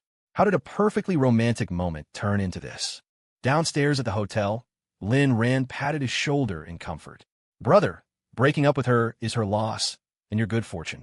Zhao Miao Miao doesn't love you at all. Someone who loves you wouldn't hurt you. Tear tracks were still visible on Wu Zhishang's face. His dejected look made one's heart ache. I know, Brother Lin. Why do I feel like you've changed a lot recently, especially your understanding of relationships? Actually, I still can't believe it now. How did you manage to get over Lu Rushi so decisively and let her go? Lin Ran sighed. Because I learned what true love is. Like with Lu Rushi before, I gave so much, and all I got in return was her playing dumb, stringing me along while pretending, always giving me some hope. This kind of hope makes you feel like you can catch up with just one more step, but that step might never be reached. Brother, I'll only advise you this once. Give up on Zhao Miao Miao. You can't wake someone who's pretending to be asleep, and you can't move someone who doesn't love you. Learn from me. What I gave up was just someone who didn't love me, but what I gained was someone who cherishes me. So, your feelings for Luo Yao, is it a compromise with life, or is it love? Lin Ran immediately replied, of course, it's love. The kind of deep, heartfelt, all-consuming love. Do I look like someone who would compromise? I cherish this relationship very much now. I would even give my life for Luo Yao. Wu Zhishang didn't know what had happened between Luo Yao and Lin Ran, but he sincerely wished Lin Ran well. He also understood Zhao Miao Miao's attitude just now. Simply put, someone who doesn't love you will never wake up. Understand, Brother Lin. I think I still need some time to calm down and adjust. See you later. Goodbye. Zhao Miao Miao and Lu Jian chased them downstairs, just in time to see Lin Ran and Wu Zhishang, one getting into a Ferrari, the other into a luxurious Rolls-Royce. Both of them were utterly dumbfounded. After standing there for a long time, Lu Jian finally said, "Miao Miao, maybe the cars are rented. I'll rent one for you tomorrow too." Zhao Miao Miao pushed Lu Jian away and yelled, "It's all your fault. If it weren't for you, Wu Zhishang would never have left me. I hate you." Saying this, she took out her phone and dialed Wu Zhishang's number. "Baby, where are you?" A voice came from the other end. "Don't contact me anymore. I answered your call just to tell you we're through. You've lost me forever." After hanging up, Wu Zhishang blacklisted Zhao Miao Miao. The car arrived at a large bridge. Wu Zhishang got out and, holding the bridge railing, stared blankly at the bustling traffic below. "If I jump from here, it would probably hurt, right? No, I still owe Brother Lin money. I can't die yet. Zhao Miao Miao, why did you do this to me? Am I really just your backup plan?" Thinking about it, Wu Zhishang cried very sadly. "A man who sheds tears, how sexy." A clear and bright voice came. Wu Zhishang turned his head and saw a familiar woman. "Why are you here?" Chen Xingtian leaned down and looked at Wu Zhishang seriously. "Heartbroken? Then I'll selflessly accompany you for a few more drinks." On the Rolls-Royce heading back to the manor. "That kid Wu Zhishang, I'm afraid he's going to be heartbroken." Luo Yao stared at Lin Ran. "Ran, you don't really have feelings for Wu Zhishang, do you?" Lin Ran was stunned, then his face darkened. How could Luo Yao suspect his sexual orientation? Then he heard Luo Yao continue. "If you get too close to Wu Zhishang, I really might deal with him, even if he's a man." Lin Ran took a deep breath and said, "Yao Yao, we're just childhood friends. Our relationship is very good, but definitely not what you're imagining. His parents are nice people. This time, I just wanted to help him solve a small problem. If this made you misunderstand, I'll see him less in the future and spend all the freed up time with you, okay?" Luo Yao nodded. "All right, I believe you. However, can you repeat what you just said to Wu Zhishang to me again?" "Lin Ran, what words?" "The part where you described your love for me." Luo Yao's lips curved into a strange smile, like a phantom. Lin Ran was stunned, then smiled. "So you heard it. No problem. You can make me say it as many times as you want. Love, it's not just about actions, it also needs to be expressed." Just as they returned to the manor, and Luo Yao and Lin Ran got out of the car, they realized something was wrong. The visit of an uninvited guest made Luo Yao frown. "Didn't expect this, did you, my dear niece? That I could escape from that kind of place." Inside the manor villa, a beautiful woman who looked to be in her 30s was sitting elegantly in the main hall, every gesture exuding charm. All the servants were absent. Only butler Fu was frowning, lost in thought. Seeing the newcomer, Lin Ran's heart also skipped a beat. This woman had appeared a whole year earlier than in his previous life. The newcomer was none other than Luo Yao's paternal aunt, Luo Wuyo, the only female in the previous generation of the Luo family, just as Luo Yao was the only female in this generation. "Luo Yao, who allowed you to appear here?" The woman stood up gracefully, walked towards the two step by step, and finally stopped in front of Luo Yao, but then turned to observe Lin Ran. Luo Yao's gaze turned cold. "What are you trying to do?" The woman then smiled charmingly, a smile that had a captivating magic. "Ha! What am I here for?" "Naturally, to see what kind of remarkable person could become my nephew-in-law." Saying this, she used a finger to lift Lin Ran's chin. "Just a bit handsome, nothing else special." Luo Yao's gaze was like a knife. If Lin Ran weren't here, she would have already made a move. But now she needed to consider things more. After all, the woman before her was no pushover. Lin Ran turned his head to avoid Luo Wuyo's teasing, his eyes sharp as he looked at her. "I don't like chicken feet." "Put your hand away." Luo Wuyo was stunned. She hadn't expected Lin Ran to react so coldly. Was her charm insufficient? Not bad, still a little different. She then looked at Luo Yao and asked, "Where have you hidden your second uncle? Tell me, and I won't trouble this little handsome guy. Otherwise, I don't know what I might do." "Luo Yao, are you looking for death?" Luo Wuyo bent over and laughed exaggeratedly. "Little Yao, we're the same kind of people. Although you're very capable, your Annie here isn't a pushover either." As if remembering something, she sighed and said, "But ultimately, I'm not as good as you, not as ruthless as you. Otherwise, I wouldn't have ended up like this." Luo Yao asked coldly, "What, you want to fight me?" Luo Wuyo put away her smile. "We can try." The two stared at each other, their gazes very similar. Luo Yao even bore a resemblance to Luo Wuyo. Lin Ran suddenly stepped between them and said, "I say, Since we're all family, why take it this far? Is there anything that can't be discussed by sitting down? Both women looked at Lynn Ran with some surprise. With the imposing aura they had just displayed, ordinary people wouldn't even have the courage to speak, yet this man handled it with ease. Luo Wuyo reined in some of her disdain and looked at Luo Yao, waiting for an answer. Then let's talk. Luo Yao spoke first and headed towards the study. Luo Wuyo looked at Lynn Ran in surprise, not expecting this girl Luo Yao to be serious. Being smart, she immediately understood why Luo Yao wanted to sit down and talk. The reason was simple: Lynn Ran. She was afraid Luo Wuyo would hurt Lynn Ran. Thinking of this, Luo Wuyo covered her mouth and giggled, threw a flirtatious glance at Lynn Ran, and then followed Luo Yao into the study. Lynn Ran tactfully returned to the bedroom. He didn't want too much contact with this woman because Luo Yao didn't like it. Lynn Ran knew some truths, such as Luo Yao's ruthlessness and her attitude towards the Luo family members. He knew this from his previous life. Luo Yao was not as simple as she appeared on the surface. Her scheming and cunning were top-notch. Only when facing him would she reveal her gentleness. As for this Luo Wuyo, she was Luo Yao's defeated opponent in the previous life, so there was even less to worry about in this life. In the previous life, Luo Wuyo had even wanted to team up with Lynn Ran. Lynn Ran had foolishly agreed at the time, not expecting that all their actions were seen and crushed by Luo Yao. Even if you were very capable, in front of Luo Yao, you were like transparent. If she couldn't beat Luo Yao before, could she do it now? Lynn Ran was truly grateful that Luo Yao loved him. Many times, even when she knew he was deceiving her, she was willingly deceived. If not, he would have died countless times already. Such indulgence, wasn't it far superior to those thousands of words of vows and promises? Therefore, Lynn Ran also wanted to heal the little demon's heart, fill her future life with joy, and take her to every corner filled with love. In the study, as soon as she entered, Luo Yao instantly exuded an overwhelming killing intent. Even Luo Wuyo felt immense pressure. If you dare to harm our Ran, you will wish you were dead. Luo Yao. Oh Luo Yao, I really didn't expect you to have a weakness too. Luo Wuyo covered her mouth and smiled charmingly. Luo Yao raised an eyebrow, but didn't refute, instead saying, Our Ran is indeed my weakness, but he's not a bargaining chip to threaten me with. If he dies, I will die with him. But if you think you can use our Ran to threaten me, don't even dream of it. Luo Wuyo was silent for a moment, then slowly looked up. It doesn't matter. The fact that I'm alive now is already a great fortune. You didn't expect me to survive in that kind of place, did you? Luo Yao's knife-like gaze. It is indeed a bit surprising. But since you came out alive, it means your fate wasn't to die. If you want revenge, come find me anytime. I'll take you on. Very well, then be prepared to lose everything. The suffering I tasted in the past, you will surely taste too. Saying this, she tore off her top, her entire body covered in scars, not a single spot intact. Luo Yao narrowed her eyes, remaining silent. Luo Wuyo suddenly chuckled again.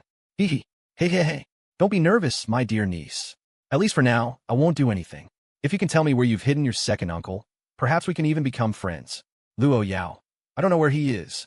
If you all think I imprisoned him, I have nothing more to say. Luo Wuyo put away her smile again. You really won't tell? Luo Yao looked at Luo Wuyo, as if she were an idiot. What do you want? Luo Wuyo said word by word. Then we'll just wait and see. After saying this, she disappeared from the study. Looking in the direction Luo Wuyo had vanished, Luo Yao murmured to herself, Aunt, do you really think you escaped on your own merit? But your appearance here, that's where you're wrong. From this day on, the security of the entire manor was upgraded again. Even the manor walls were fitted with high-voltage electricity. Anyone who dared to come would be silenced upon arrival. Back in the room, Lin Ran clearly felt that Luo Yao was not in a good mood, so he proactively pulled her into his embrace. As a husband, no matter what happened, Lin Ran was prepared to go through thick and thin together. He wouldn't let Luo Yao feel any pressure. Question: when Luo Yao is in a bad mood, how can you make her happy? Answer: let her feel your love. Lin Ran and Luo Yao intertwined their fingers, feeling each other's breath, their noses lightly touching, their heated hearts already ignited. Aran, I'm hungry. Lin Ran, what do you want to eat? Luo Yao, want you. Lin Ran skillfully pulled Luo Yao into his arms. His gentle caresses made Luo Yao feel refreshed and happy, and she actively leaned in for a kiss. Like a bee sucking nectar from a flower, it lingered for a long time before stopping. Lynn Ran quietly gazed at Luo Yao, and before she could finish speaking, he kissed her again, until he reached her forehead, their eyes meeting, blazing with passion. The revelry had begun. That night, Luo Yao once again transformed into that wild little demon, and she deepened a mark on Lynn Ran's shoulder. The weekend itinerary was arranged by Lynn Ran. On the first day, Lynn Ran took Luo Yao to various places in Kyoto like an ordinary couple. Although they wore masks, they still attracted a lot of attention. Luo Yao experienced many things she had never experienced before, such as an arcade, an ice skating rink, and they even went bungee jumping together. They were all simple things, but doing them with the person you love most was very happy and meaningful. Luo Yao felt that it would be great if things could always be like this. After dinner, Lynn Ran had the bodyguard drive to Mount Wangfeng, a very famous scenic spot in the suburbs of the neighboring city. Mount Wangfeng was not open at night, but Lynn Ran's money power couldn't be stopped. He had to go up tonight. After resting for a few hours, the two entered the mountain under the early morning night sky, with bodyguards following far behind. During the climb, Lynn Ran gently hooked Luo Yao's index finger with his. Do you know why I'm giving you my index finger? Why? Because the 10 fingers are connected to the heart, right? You're not holding my hand, you're holding my heart. Luo Yao's lips curved slightly. Watch your mouth. Why? Lynn Ran was puzzled. Because I might kiss you at any time. After saying that, she directly pecked Lynn Ran. Lynn Ran touched his lips and smiled happily. He preferred the current Luo Yao, relaxed, joyful, and able to express her love. This was what he wanted to see. What are you looking at? Luo Yao noticed Lynn Ran staring at her with a smile. Looking at how beautiful you are. You must have been a Coke in your past life, because I bubble with joy whenever I see you. Hearing this, Luo Yao sat directly on the ground and said, such cheesy sweet talk. I'm tired. Ran, carry Coke up the mountain. If your legs are fast enough, we can still catch the sunrise. Lynn Ran squatted down indulgently. Luo Yao hung on to him, and hearing Luo Yao's breath by his ear, Lynn Ran felt the whole world melt at that moment. Sweat slowly trickled down his forehead. Luo Yao reached out to wipe it for Lynn Ran, but she was reluctant to get down. If love had levels, Lynn Ran thought this was the highest level. Treading under the faintly lit sky, the two finally reached the mountaintop. Suddenly, Lynn Ran pointed to the faint light on the horizon and said, Look, the sunrise is about to begin. Luo Yao turned her head and also cast her gaze over, indeed seeing a glimmer of nascent light. While Luo Yao was turned away, Lynn Ran prepared himself. When she looked back at Lynn Ran, she was completely stunned. Lynn Ran was kneeling on one knee, holding a dazzling diamond ring that sparkled brilliantly in the faint morning light. Miss Luo Yao, this is your diamond ring. Please accept it. Put on, and we'll never leave each other for a lifetime. Luo Yao's heart skipped a beat. She admitted she had fallen into the trap called love. She slowly extended her hand, her fair palm and slender ring finger particularly prominent, signifying Luo Yao's surrender. A lifetime, never leaving each other. Ran, do you really think so? Lynn Ran took out the diamond ring, knelt on one knee, and placed the ring on Luo Yao's hand. Click! The bodyguard very aptly captured the most beautiful scenery. Against the backdrop of the half-risen sun in the distance, with the morning star yet to fade, the two only had eyes for each other. The sparkling diamond ring symbolizing not necessarily love, but certainly something beautiful. This scene was so colorful. How could one not cherish it? Luo Yao looked at the diamond ring in her hand, her eyes filled with an unusual brilliance.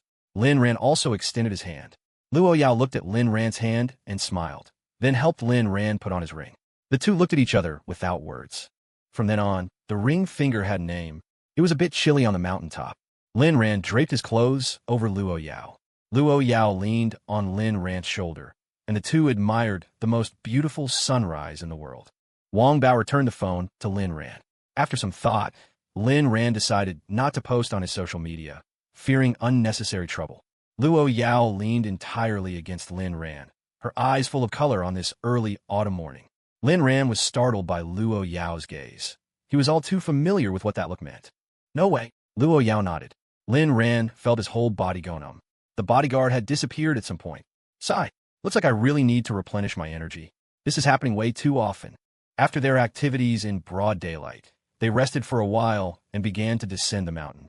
Luo Yao held Lynn Ran's index finger, and Lynn Ran's lips curved slightly. The descent was quick. By the time they reached the foot of the mountain, tourists were just beginning to appear. They were all stunned to see Lynn Rand's group coming out of the exit. Didn't they say this mountain wasn't open at night? How come there were people climbing at night? After the sun fully rose, the temperature also began to climb. On this early autumn morning, it went from cool to hot very quickly. If you weren't careful, you could easily catch a cold. Lynn Rand only hoped that the handsome guys and beautiful girls watching his story would pay attention to the temperature difference. He would feel distressed if they got sick. Outside the mountain, there were vendors who had traveled painstakingly and permanent beverage shops. Luo Yao seemed to remember something. I want to eat ice cream. I didn't get to eat it last time. Lin Ran also recalled the time at Huatian Plaza when Luo Yao didn't get to eat ice cream because her period hadn't ended. Without a second word, he went to buy one himself. The ice cream here was very expensive and not a famous brand, but it was still cold. Back in the car, he took the ice cream to feed Luo Yao. Luo Yao smiled and took a small bite. It was very sweet. Lin Ran pointed to Luo Yao's mouth. Little messy cat, you got ice cream on your mouth. Luo Yao was about to wipe it when Lin Ran's hand reached over. Luo Yao naturally leaned forward to make it easier for Lin Ran to wipe, but just as Lin Ran's finger touched her, he pulled it back, smiling at Luo Yao as if deliberately teasing her. Luo Yao showed a look of displeasure and watched Lin Ran also take a bite of ice cream. Quicker than words could say, as soon as Lin Ran bit into the ice cream, he kissed her, feeling the coolness melt in their mouths. Luo Yao's eyes curved, and she naturally wrapped her arms around Lin Ran's neck. The car headed towards the manor. The two finished the single ice cream, taking turns bite by bite. Their mouths were also clean. It was already afternoon when they returned to the manor. Since they were a bit tired, they ate something and then rested in each other's arms. It wasn't until evening that Lin Ran opened his eyes to see the person beside him frowning, clutching her stomach, her forehead covered in dense beads of sweat, but still asleep. Lin Ran quickly checked, gently touching Luo Yao's face. It seemed a bit hot. Could it be from eating the ice cream? Luo Yao also woke up and was a bit puzzled to see Lin Ran looking at her nervously. Just as she tried to get up, she felt discomfort. Lin Ran asked Butler Fu to call the private doctor. Upon examination, it was gastrointestinal flu. Lin Ran blamed himself a little. Luo Yao had probably fallen ill due to climbing the mountain last night and eating cold food this morning. He carefully took care of Luo Yao all night. Watching Lin Ran busy himself, bringing water and feeding her medicine, Luo Yao suddenly felt that being sick wasn't so bad. In the middle of the night, Luo Yao rested her head on Lin Ran's lap and fell into a deep sleep again. Lin Ran frowned, looking at Luo Yao's not-so-sound sleep. What he didn't know was that Luo Yao's sleep during this period had actually been quite good. If Lin Ran wasn't by Luo Yao's side, it would be very difficult for Luo Yao to fall asleep, and even if she did, she would be plagued by nightmares. This period was the best rest Luo Yao had had in many years. Lin Ran was her tranquilizer. But Lin Ran didn't know these things, nor did he think so. What he was thinking now was that those domineering CEOs in novels were always busy, leading to excessive stress, and often suffered from stomach problems due to irregular meals. This time, Luo Yao's gastrointestinal flu might be a warning. It also let Lin Ran know that the little demon could also get sick. Therefore, his care was not enough, his love was not enough. At the very least, he had to nurse his domineering little wife's stomach back to health. Otherwise, he was really afraid that some stomach ailment would be discovered one day. The next day, a busy week began anew. Luo Yao endured her illness and went to the company. Lin Ran had stayed up taking care of Luo Yao until almost dawn before falling asleep. When he opened his eyes, she was already gone. Lin Ran went downstairs and asked, only to find out Luo Yao had already left. He took out his phone and sent a message. Rest more if you're sick. Did you take your medicine this morning? Soon a reply came. Thank you for your concern, husband. I will pay attention. Medicine taken. Miss you. Lin Ran, me too. Luo Yao, you worked hard last night. Rest more at home. Lin Ran, okay. He looked at the time. It was already past 9. He quickly went to the kitchen and made a pot of porridge that was both nutritious and good for the stomach, along with a few soft side dishes. He packed them in a thermal container and went out, heading straight for Luo Yao's company. When Luo Yao finished her meeting and appeared in her office, she was completely stunned. Aran, wasn't he resting at home? Why did he suddenly come to the company? Did something happen? Lin Ran pulled Luo Yao to a chair and took out the thermal container he had prepared. You have a cold. You must take care of your body. I made you some nutritious things that are good for your stomach. Eat it while it's hot. As he spoke, he took out the items from the lunchbox one by one. Watching Lin Ran's actions, his serious profile, the exquisite food, Luo Yao was somewhat lost in a daze. Has our Ran really gotten better? She really likes the current our Ran. So happy, so joyful. She wishes it could always be like this. Here, eat. I want a Ran to feed me. Lynn ran naturally obliged, picking up the utensils and feeding the little demon bit by bit. Luo Yao also seriously ate everything Lynn Ran brought, not leaving a single drop. Lynn Ran, you must eat properly in the future, otherwise I'll be heartbroken if you get stomach problems. Luo Yao was about to say she didn't have stomach problems, but she didn't say it. After thinking for a moment, she naturally furrowed her brow, clutched her stomach, and said, then our Ran has to feed me often, otherwise I won't pay attention to these things myself. Lynn Ran nodded and said, okay, I'm willing to serve. CEOs really do all have stomach problems. A knock on the door sounded, and Lu Meng walked in. Seeing the two, she also smiled knowingly. She handed some documents to Luo Yao and then reported a piece of news. President Luo, Mr. Lynn, Saran Group opened for sales today. The pre-sale results are quite good. More than 20 properties have been sold in one morning. Lynn Ran raised an eyebrow. Last time, he had asked Luo Yao to help him keep an eye on Saran Group's activities. He hadn't expected to get news today by coincidence. Seeing Lynn Ran remain silent, Luo Yao spoke softly. Ran, do whatever you want to do. With me here, you don't have to worry. With you, of course I don't worry. But there's no rush. These aren't the main business. Lynn Ran smiled at Luo Yao and gently reached out to test her temperature. Luo Yao, then what is the main business? Lynn Ran, keeping you company. Lu Meng had been fed a stomachful of their PDA as soon as she entered the door, and she was roaring internally. Mr. Lynn, if you need anything done, just let us know. Lynn Ran shook his head.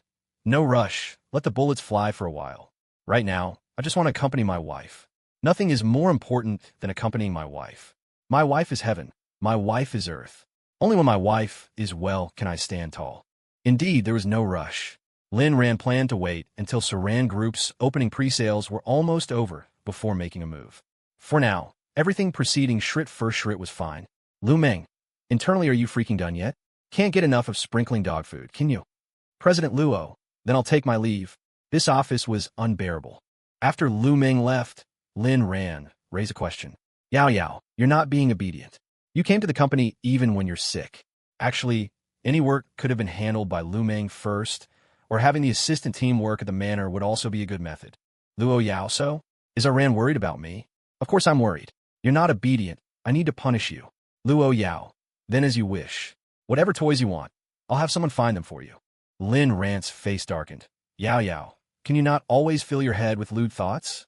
There are many other things worth doing in this world, and you're sick right now, not suitable for exercise. Luo Yao was stunned, blinked, and said, like what is worth doing right now? For example, let me take a look at your secret room. Lynn Ran said tentatively. You really want to see it? Lynn Ran, can I? Luo Yao was silent for a moment before saying, then you're not allowed to blame me after you see it. You're not allowed to run away. Lynn Ran, what would I run from? Are there demons or ferocious beasts inside? Besides, even if I wanted to run, could I get away? Besides, I've already fallen for you in this lifetime. I can't leave you at all. Even if I die, I'll probably die on your belly. Lynn Ran's words were very pleasing to Luo Yao. She was so happy her eyes crinkled into slits. Okay, then I'll let you see. Having made up her mind, Luo Yao stood up and went to the bookshelf.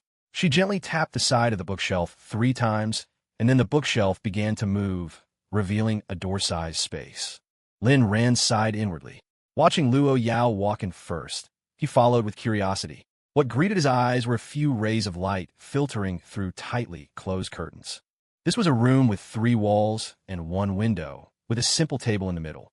It seemed unremarkable, but when Lynn Ran walked in and carefully looked at the photos on the wall, his entire mind was under a shocking attack. He casually took down one and looked at it. It seemed to be a photo from his military training when he started his freshman year of university. Lynn Ran looked at them one by one. Photos of himself from the beginning of university until now, a full 3 years, covered the entire room.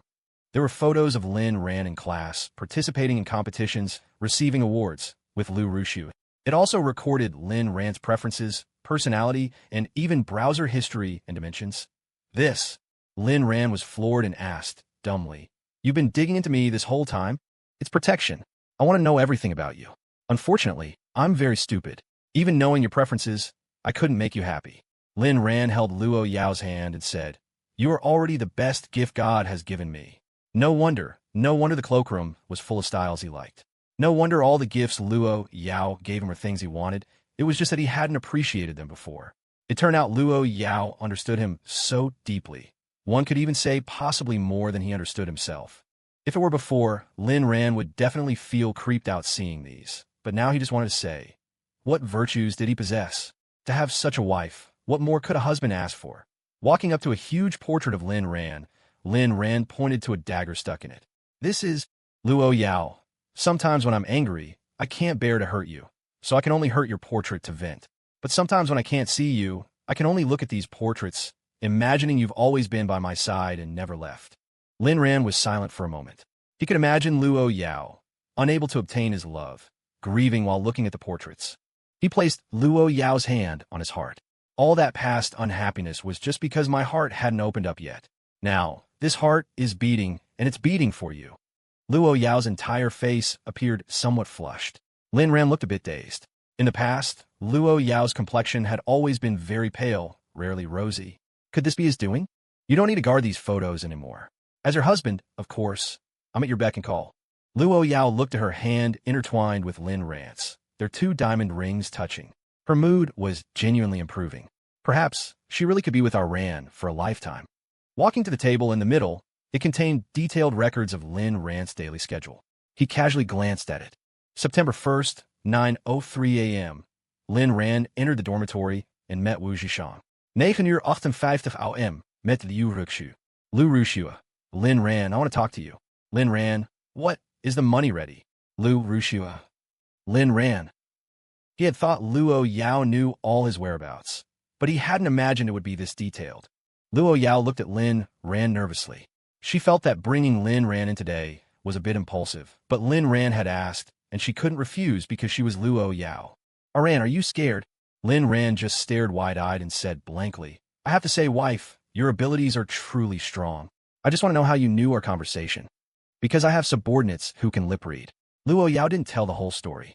In fact, Lin Ran had a recording device on him not long ago, but she didn't really want Lin Ran to know. Lin Ran was also truly a bit speechless, marveling at how many talented people Luo Yao had under her. All right, I'm truly impressed. I told you I could never escape your grasp. Good thing I don't have to escape anymore. Luo Yao's entire face appeared below Lin Ran's line of sight, delivering a beauty-critical hit. Really not escaping anymore. If I try to escape again, may my whole family die. After staying in the secret room for a while, Lin Ran understood what it was for and was about to leave. Luo Yao reached out to stop him. Where are you going? Are you angry? Lin Ran, of course not. You still have work to do. I'm going home to cook for you. Luo Yao's eyes lit up, and she nodded. Okay. Before returning to the manor, Lin Ran first went to the university. He dropped by every few days like completing a task and paid a visit to Principal Tang. Principal Tang was very polite to Lin Ran, as if he had something to say. Principal, is there something you want to say? Principal Tang smiled awkwardly and said, Student Lin Ran, you see, I'm the principal of a university. To put it bluntly, I'm just a hardworking person. Every day, I'm busy trying to make our campus better. Principal, if you have something to say, just say it directly. It's like this. The financial allocations these past few years have been decreasing year by year. Resources are starting to favor schools like Shuaimu and Jingbei. Although our Jingda University is also a top institution, there's still a bit of a gap with them. If it weren't for the Luo group sponsoring our scholarships these past few years, an estimated fewer talented students would apply to our school. Developing a school isn't something that can be accomplished overnight. It can only be done bit by bit. But I find that no matter how hard I try, the gap keeps widening. For example, the library plan for construction this year didn't get approved funding from above. Hearing this, Lin Ran understood. He asked, how much money is needed? Simple and direct was the fastest way to talk. Lin Ran still had to go to the company to take a look and then go home to cook for his wife. If his wife's meal was delayed, could the principal take responsibility? The principal slowly extended one finger. About this much, including library construction, management and operation, as well as equipment and book procurement, etc. Lin Ran thought to himself, my goodness, that's quite a lot. I can provide this money. Principal Tang looked astonished. You'll provide it? Lin Ran nodded. Yes, but it needs to be contributed in the name of Nuanyo Real Estate. For the construction, we can also use talent from the school. As for manpower, I'll figure something out later. Principal Tang had originally just hoped Lin Ran would mention it to Luo Yao, and he would have been satisfied. He hadn't expected Lynn Ran to agree directly. Good. Having a student like you is truly an honor for our school. Thank you for everything you've done for the school. Since I've agreed, let's find a time to discuss the project planning. Now I have to go home and cook for Luo Yao.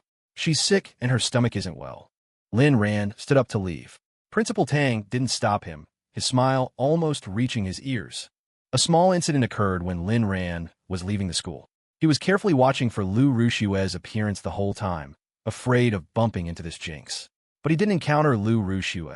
Instead, he ran into Lin Jian. He encountered him while using the restroom. Lin Ran thought to himself, couldn't you at least wait until I finish peeing? Lin Jian was no longer speaking for his brother like before, but rather in a questioning tone.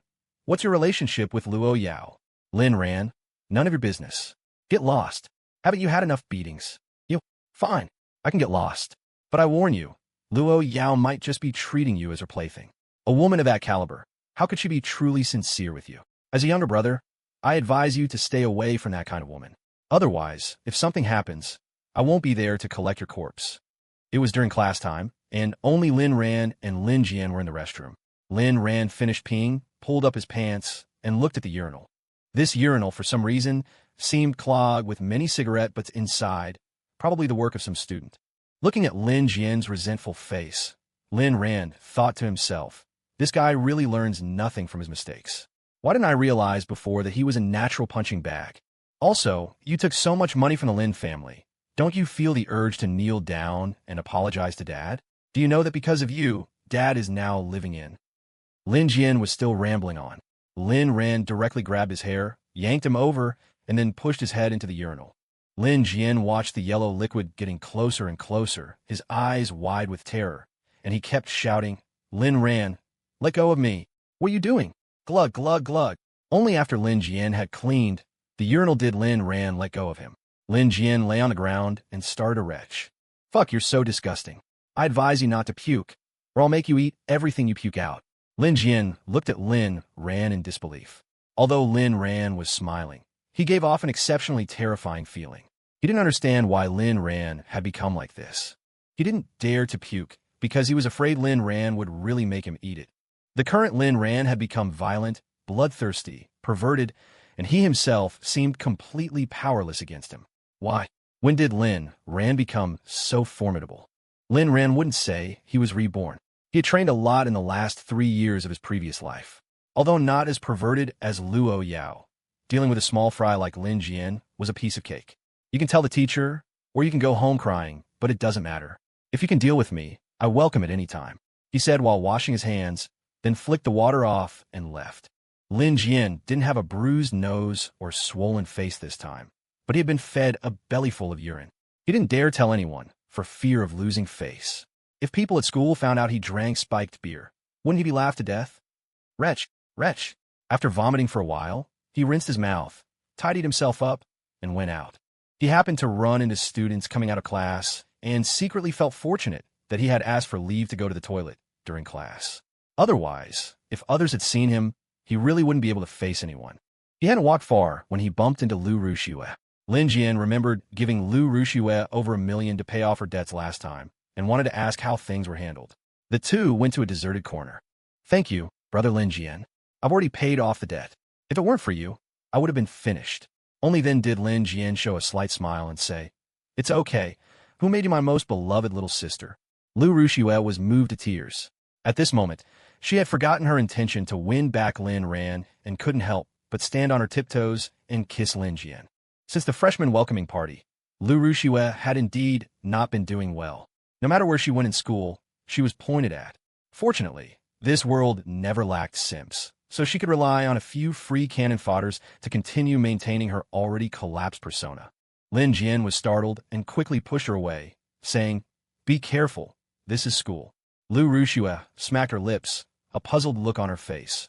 Brother Lin Jian, why does your mouth have a strange smell? Lin Jian looked embarrassed, scratched his head, and said, It might be because I ate beetle nut. Lu Rushue, beetle nut with this kind of smell? Brother Lin Jian, you're so naughty, eating that kind of thing. Lin Jian. Meanwhile, Lin Ran arrived at the company and found that many of his classmates had become his employees, happily interning at the company. It seemed Wu Zhishang was recovering well from his heartbreak. His execution ability was quite high. Many classmates also knew Lin Ran and greeted him one after another. Now Lin Ran was their boss. Whether they could get an internship certificate depended on Lin Ran. Plus, with their classmate relationship, they were all exceptionally serious and hardworking. After exchanging a few pleasantries with everyone, Lin Ran suddenly remembered Luo Yao's impressive display of spending money like water last time. So he also emulated her and said, "Everyone has worked hard. I've decided to give everyone a bonus of 10% of their contract base this month." As soon as these words were spoken, the whole place erupted in thunderous applause. Even Zhang Xiaolong was excited. He really needed money. After using the limited-time Luo Yao experience card, he looked at the time, left the company, and drove towards the manor, with Wang Bao's car following behind. The further he drove, the more something felt off. Lin Ran looked suspiciously behind him, and indeed found something amiss. For some reason, Wang Bao's car was sandwiched between two other cars, and Wang Bao was trying to break through. Quicker than words could say, a large truck suddenly appeared on the road, blocking Lin Ran's path. Lin Ran braked urgently, narrowly avoiding an accident. Lin Ran did not get out of the car to check, because this was clearly a bit off. The truck in front had stopped there deliberately. Sure enough, two men got out of the truck and, without a word, started cursing at Lin Ran. Lin Ran immediately reversed at full speed. Because he saw that the two men's movements were very particular, their hands all reaching for their waists. They looked like well-trained individuals, much like Wang Bao. With a bang, the rear of his car was blocked by something. Lin Ran's whole body jolted. Looking through the rearview mirror, he saw he had hit a business van. "Didn't expect you to be quite smart, little handsome guy." Lin Ran's pupils registered a woman who appeared charming, but was in fact sinister. Luo Wuyo. Lin Ran opened the car door, preparing to run, but suddenly found Luo Wuyo's figure ghost-like, blocking the car door. The two men who had been cursing earlier also rushed over, blocking the other door of Lin Ran's car. Lin Ran narrowed his eyes and asked coldly, "Is there something you need?" The woman, though over 30, was still incredibly alluring. Her looks, while decent, were far from Luo Yao's, but the seductive aura she exuded made one want to explore her. To describe her in one word, promiscuous. "Little handsome guy, what's with the cold shoulder? Big sister here just took a liking to you and wants to chat." Lin Ran frowned, quickly calculating how to escape, when he heard Luo Wuyo continue. "I've investigated you. I believe you also hate Luo Yao's control over you, right? Want to gain freedom? We can cooperate. Of course, if you're unwilling, you could tell Luo Yao what I said. I don't care." Lin Ran took a deep breath to calm himself. Currently, it seemed Luo Wuyo's investigation into him wasn't deep enough, and she certainly didn't know that his relationship with Luo Yao had recently improved. Of course, let alone Luo Wuyo not knowing. Even Luo Yao herself probably didn't fully trust him yet. "How do we cooperate?" Luo Wuyo revealed a charming smile. "You're a smart person. I'll contact you later. When the time comes, just listen to me, and I guarantee you'll escape Luo Yao." "How about it?" Lin Ran was silent for a moment and said, "So you wrecked my car just to seek my cooperation? Do you know the value of this car?" Luo Wuyo's finger reached into the car and gently lifted Lin Ran's chin. "To be honest, I'm becoming more and more interested in you. Perhaps after leaving Luo Yao, you can come find Big Sister.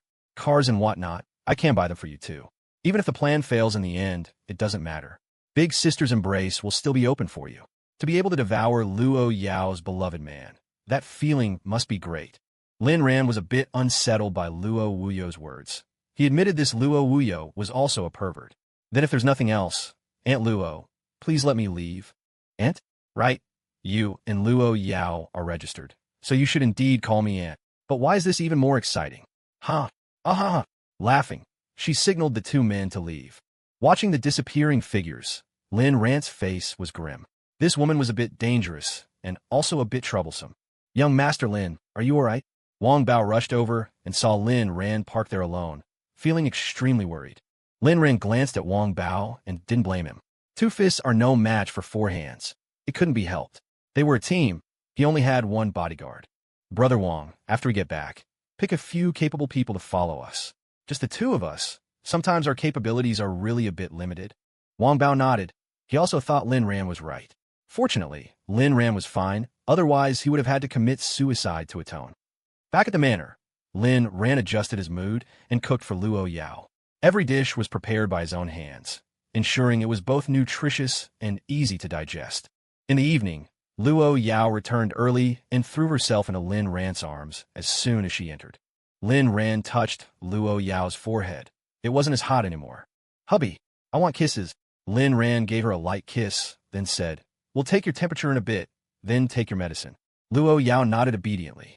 In the past, even when she was sick, she never took medicine, because no matter how uncomfortable she was, it wasn't as bad as Lin Ran trying to escape her.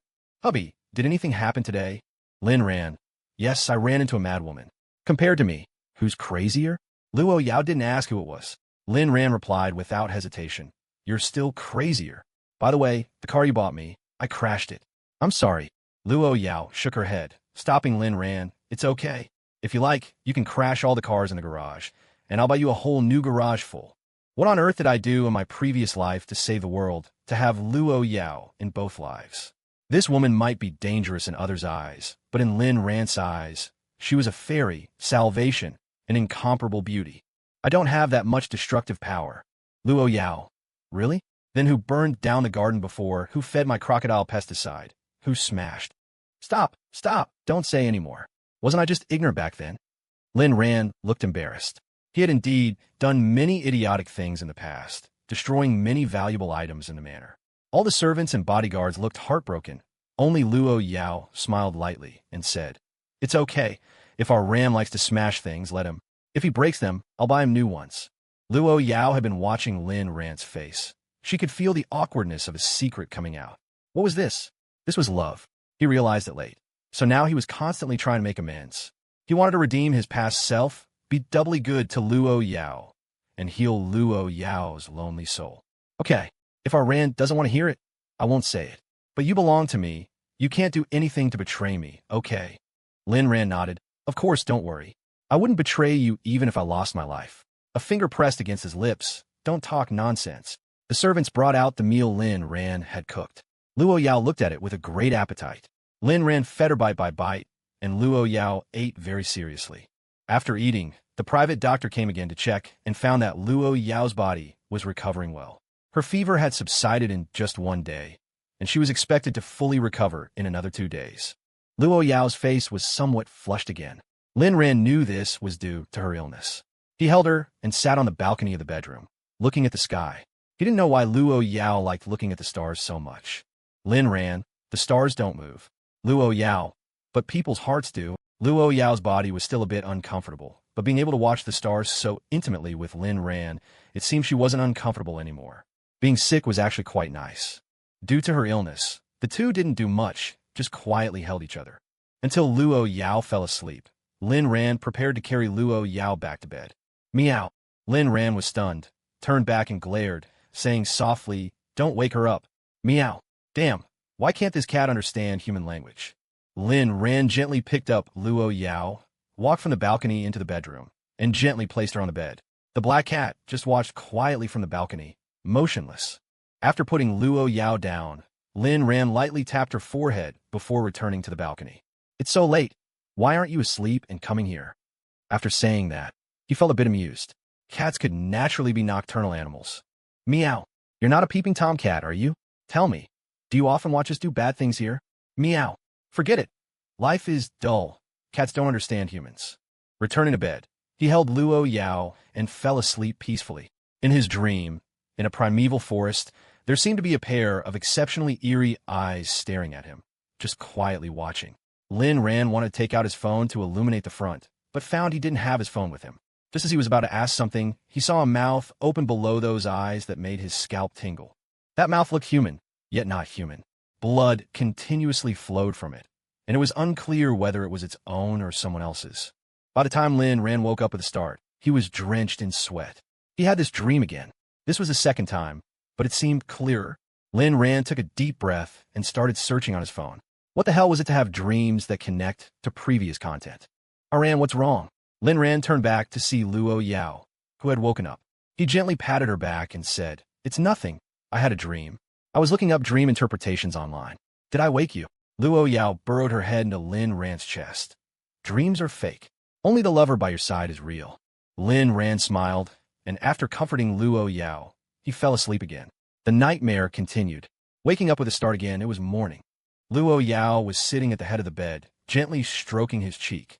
Aran, did you have another nightmare? Lin Ran took a few deep breaths of air scented with Luo Yao, and only then did he slowly calm down. He sat up abruptly, facing Luo Yao. Luo Yao, not yet washed up, had messy, fluffy hair, a flushed face, and her eyes were no longer as cold as before, as if they could speak. She directly delivered a beauty-critical hit to Lin Ran.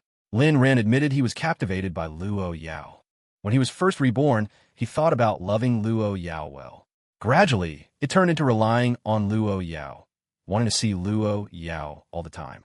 Now, having tasted the sweetness, he couldn't live without Luo Yao. This girl's magic was so great. What kind of toad was he in his previous life not to have noticed? Seeing Lin Ran regain his composure, Luo Yao felt relieved, slowly got up to leave, but her hand was grabbed. Don't go, I haven't looked enough. Luo Yao bent down and pressed her face against Lin Ran's. She liked the current Lin Ran, this Lin Ran who wanted to cling to her all the time, and hated the Lin Ran who showed an expression of disgust whenever he saw her. Okay, I'll leave when our Ran has looked enough. Actually, she didn't want to leave either. She wanted to stay with Lin Ran all the time, but she couldn't because she still had to climb higher to reach the very peak to have the right to rest. She still had very important things to do. She was also waiting. The two just looked at each other quietly until time was really running out. Then Lin Ran withdrew his gaze. After Luo Yao left, Wang Bao came over and introduced several bodyguards to Lin Ran, all of whom were outstanding talents from the security team. The several bodyguard big brothers, at least from their appearance, looked reliable. Lin Ran felt slightly reassured and went out with the several bodyguards. However, to avoid attracting attention, Lin Ran had these bodyguards wear plain clothes and protect him covertly. Today, Lin Ran went directly to the real estate company and invited Wu Zhishang over. Su Kai, as a professional lawyer, coupled with the backing of the Luo group, was very efficient. He had completed all the procedures for the real estate company 2 days ago. Lin Ran got straight to the point with Wu Zhishang. We're close brothers, so I won't beat around the bush. Our future prospects will be very vast. After all, I'm backed by capital. You admit that, right? Wu Zhishang felt a bit disheartened. Brother Lin, just say what you want to say. Don't always feed me dog food, okay? Lin Ran. This real estate company will stick to the old rules. I'll give you 5% of the shares. You'll be the largest shareholder in the company besides me. Your next position will be the general manager of the entire group company. Right now, our company only has real estate and media, but there will be more and more in the future. I need your help. Wu Zhishang was a bit intimidated. He admitted he had a great relationship with Lin Ran, but was managing an increasingly large company really within his capabilities? Right now, just a media company with only a live streaming business was already keeping him incredibly busy. Brother Lin, although I really want to, I might not be capable enough. Lin Ran smiled and patted his shoulder. Ability isn't the most important thing. You just need to know how to manage. You don't need to do a lot of the work yourself. You need to understand how to delegate authority. What ability? What experience? In the face of true money power, it's all fleeting clouds. Do you think those successful people all rely on ability? There are many capable people in this world, but opportunities are limited. Whoever can seize the opportunity is key, and those who give opportunities are the ones who hold destiny in their hands. So your efforts might lead to success, but it's also destined that those born in Rome will be more successful. It's cruel. But now, Wu Zhishang's opportunity was himself, and his backer was Luo Yao. So from the very beginning, they were already in an invincible position. This was Lin Ran's strongest confidence. After all, you don't want your ex-girlfriend to one day say you're truly a lost cause, right? Fine, I'm in. Wu Zhishang gritted his teeth, then continued. But it's agreed if I don't do well, you can't criticize me. Lin Ran nodded. Don't worry, I absolutely won't criticize you. I'll just beat you. Wu Zhishang, you're kidding? If getting beaten can get me shares, then just leave me with a breath of life. After thinking for a moment, he continued, seriously, brother, if we lose money, I'll sell everything I own to bear it with you. We're brothers. Lin Ran glanced at him and said lightly, the little bit we might lose isn't even enough for my wife's pocket money for me. Wu Zhishang, brother Lin, you're bragging again. Lin Ran took out a black card and asked, know what this is? World Bank Black Card, credit limit of 10 billion. My wife gives it to me for pocket money. Wu Zhishang was dumbstruck, feeling a bit unwell. Only after a long time did he regain his composure.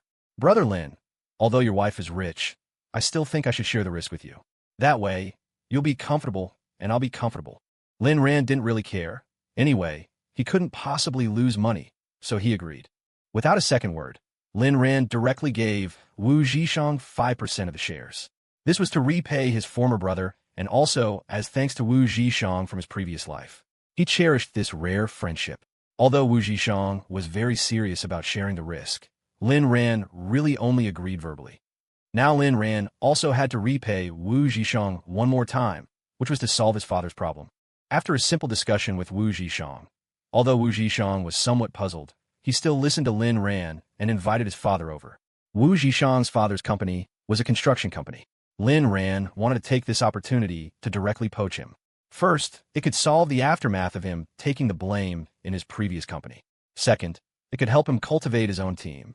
Third, Wu's father was a very trustworthy and reliable person. About half an hour later, Wu's father arrived as invited. Lin Ran and Wu Zhishang exchanged a look, and then they engaged in a duo PUA, two innocent university students starting to brainwash a middle-aged man. Wu's father listened for a long time, remaining silent. Only when their mouths were dry did he finally speak. "Little Ran, son, I really want to help you, but I'm afraid the company won't let me go." To be honest, he was doing quite well in his previous company, holding a managerial position, with his work connected to finance and workers. But this time, it was Lin Ran and Wu Zhishang inviting him to help. As an elder, he had no reason to refuse. Moreover, Lin Ran was the boss, and Wu Zhishang was a shareholder and thus also a boss. Helping his own son, he was duty-bound. The only obstacle was his previous company. "It's okay, uncle. You can resign directly. If there's a breach of contract penalty, we'll pay it. I believe you'll achieve great things here. Moreover, uncle, what I mentioned last time is very likely to happen. It's the wisest choice for you to withdraw early." Wu's father looked puzzled. "Little Ran, why are you so sure our company will have problems?" Because this was investigated by the Luo Group. As the world's #1 company, their investigation results should be very reliable, right?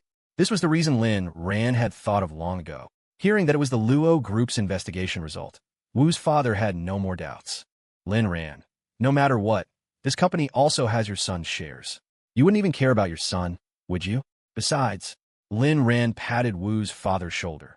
"After all, you don't want to become the scapegoat for a discredited company one day, do you?" Wu's father, "All right, I'm in." After agreeing, Father Wu directly contacted his original company's HR department, submitted his resignation, and, despite the company's opposition, simply stopped going to work. He chose to listen to Lin Ran, making a clean break with his former company, and prepared to have a lawyer issue proof of this. Who knew that the very next morning, his original boss would contact Father Wu? Faced with Father Wu's firm stance, the boss could only helplessly state that he could leave the company, but he was not allowed to work in the construction industry for 3 years.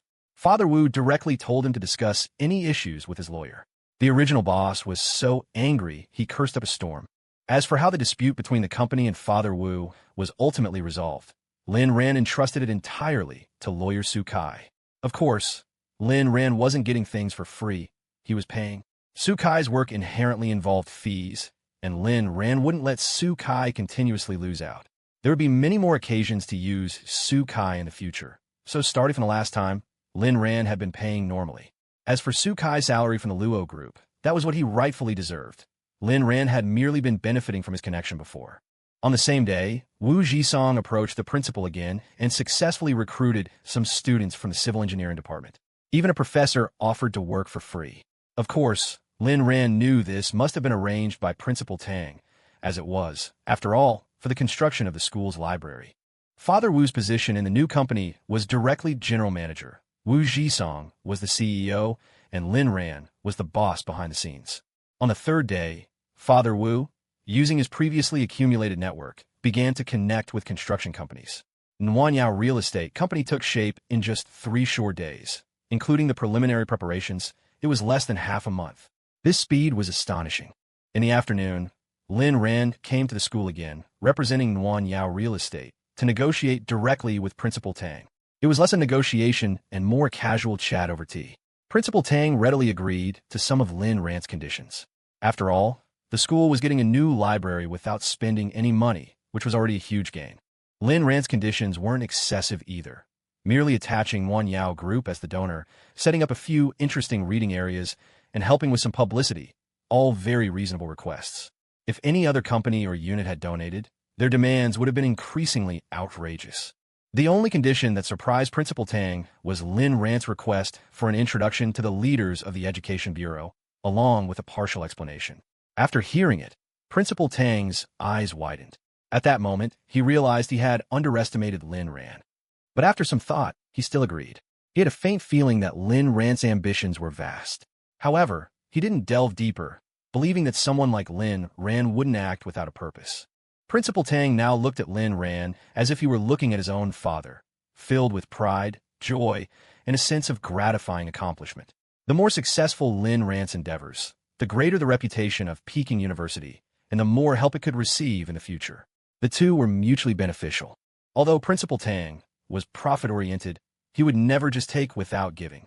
Soon, it was decided that construction of a library would begin after National Day. The school already had the land, and as the school authority, they had the right to use school land. Applications and approvals would face no obstruction. As for the old library, it would be demolished after the new one was completed. Wanyao Real Estate's first project was the University Library, a considerable undertaking for a newly established company. Although the company was funding everything, making it no different from a donation, the success of this project would quickly build the company's reputation. From the day construction began, it would attract attention from all sectors. People in the company praised Lynn Rand for his foresight. Whether sincere or not, their words were flattering. After all, Lynn Rand was rich. It's like if you have money, even dogs will wag their tails at you because you can give them a better life. If you're poor, even your own flesh and blood will despise you. That's how this era is. With everything settled, Lynn Rand finally breathed a sigh of relief. He had been quite tired from all the rushing around these past few days. Once the library construction started, he could begin to deal with the Saran Group. This time, he could directly push the Saran Group into a bankruptcy crisis. Isn't the Lynn family looking very glamorous on the surface right now? In a few days, I'll send you all to hell.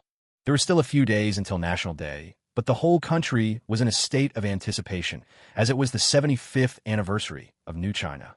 That night, Lynn Rand's phone received a message.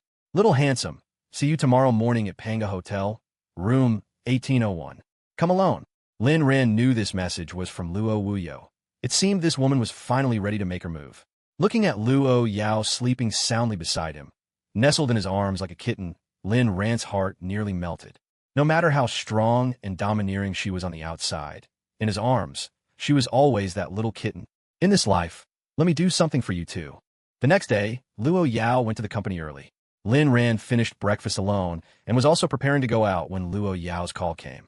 Rand, what are you doing? Lynn Rand, I'm still at the manor, haven't left yet. Preparing to inspect my properties. What's up? Luo Yao paused for a moment and said, Okay, be careful. Don't worry.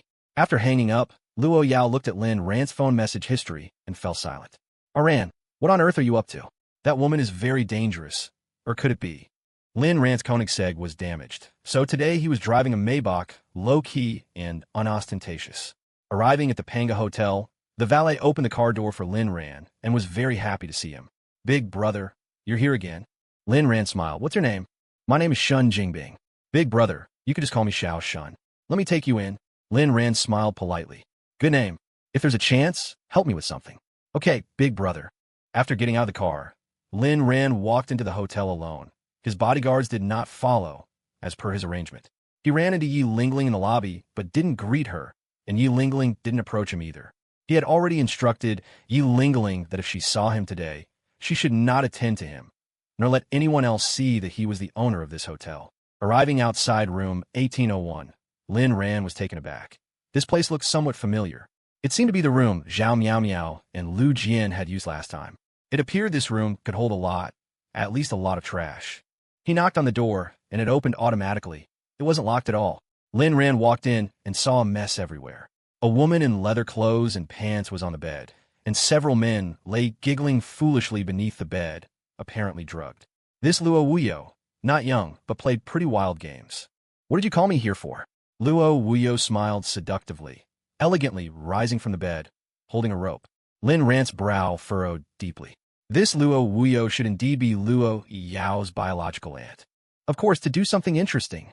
Seduction seemed to be ingrained in Luo Wuyo's very bones, exuding it constantly.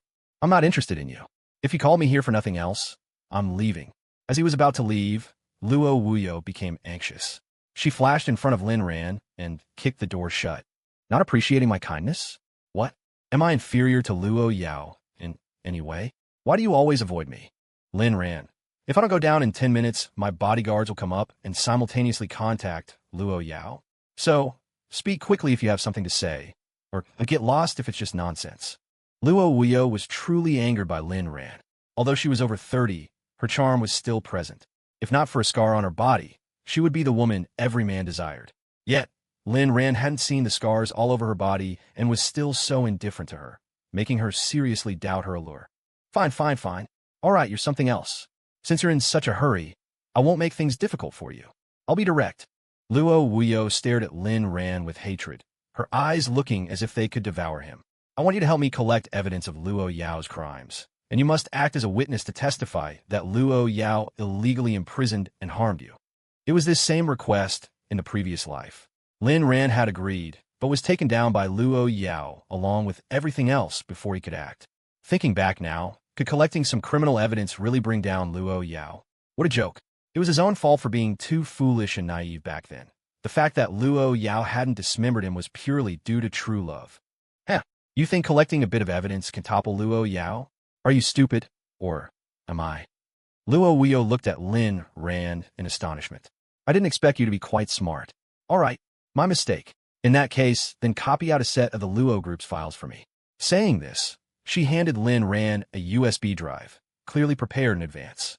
If successful, I guarantee you'll be free from Luo Yao. How about it? Lin Ran fell silent for a moment, took the USB drive, and said nothing. Silence meant acquiescence. This step hadn't existed in the previous life, or perhaps Luo Wuyo hadn't considered him for this step at all. So, from beginning to end, he was the only fool. Thinking about it now, even if he had successfully obtained Luo Yao's criminal evidence in the previous life, he would have ultimately been abandoned by Luo Wuyo. Had Luo Yao committed any crimes? Lin Ran didn't know and didn't want to know.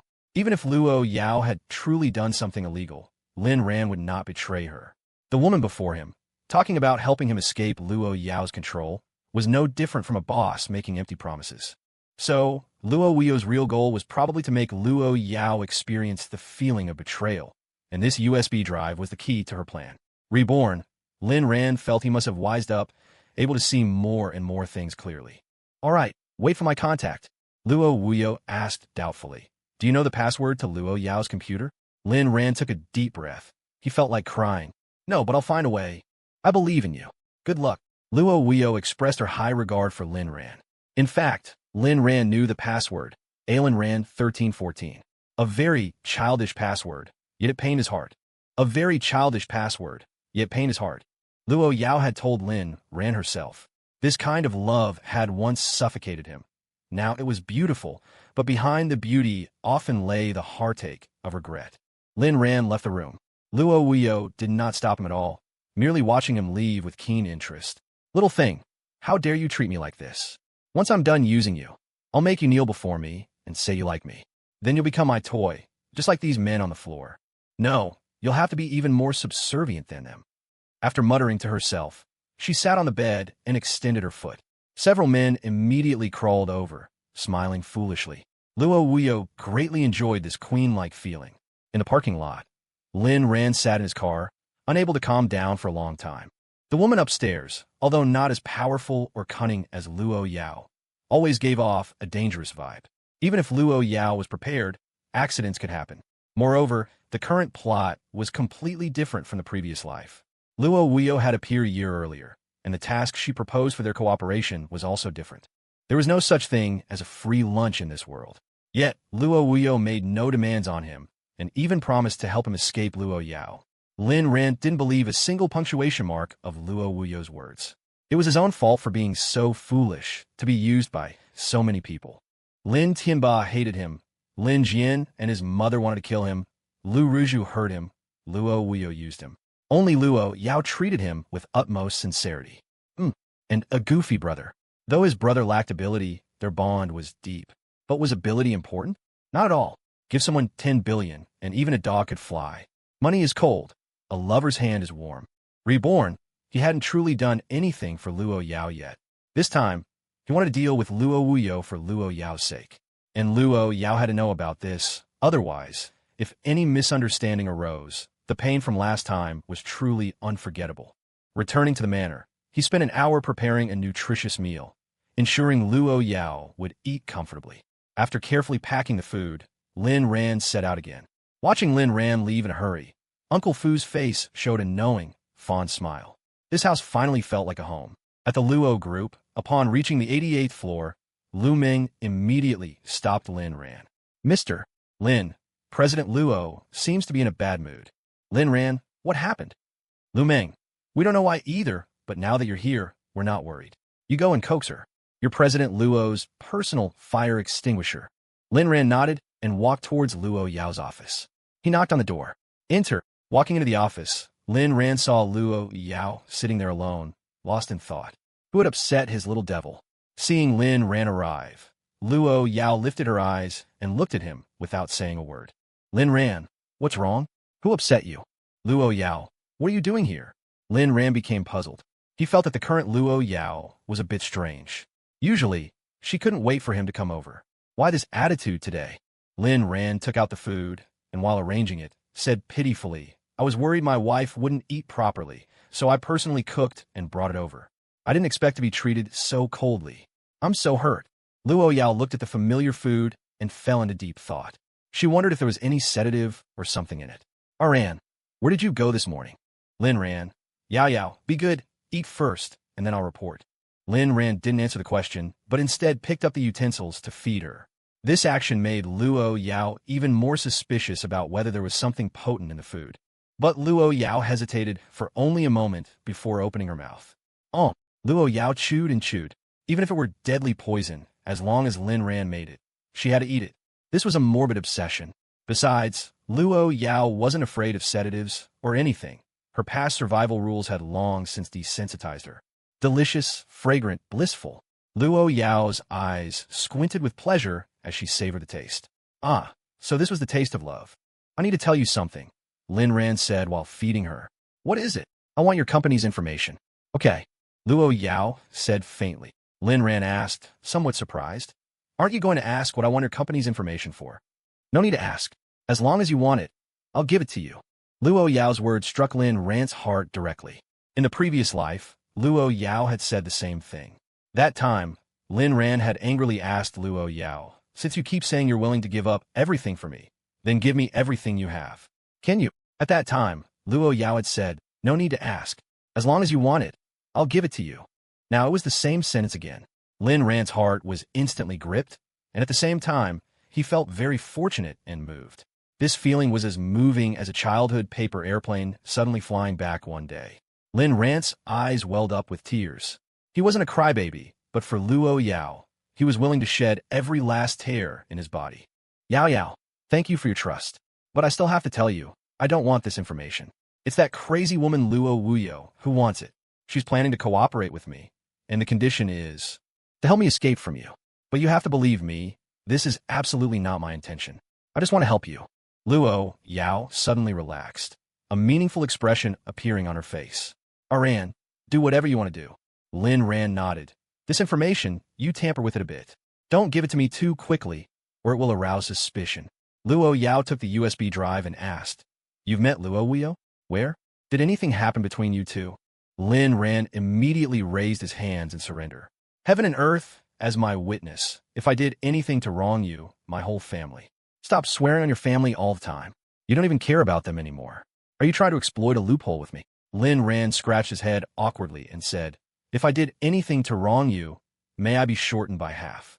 Luo Yao quickly covered Lin Ran's mouth and said softly, How could that be?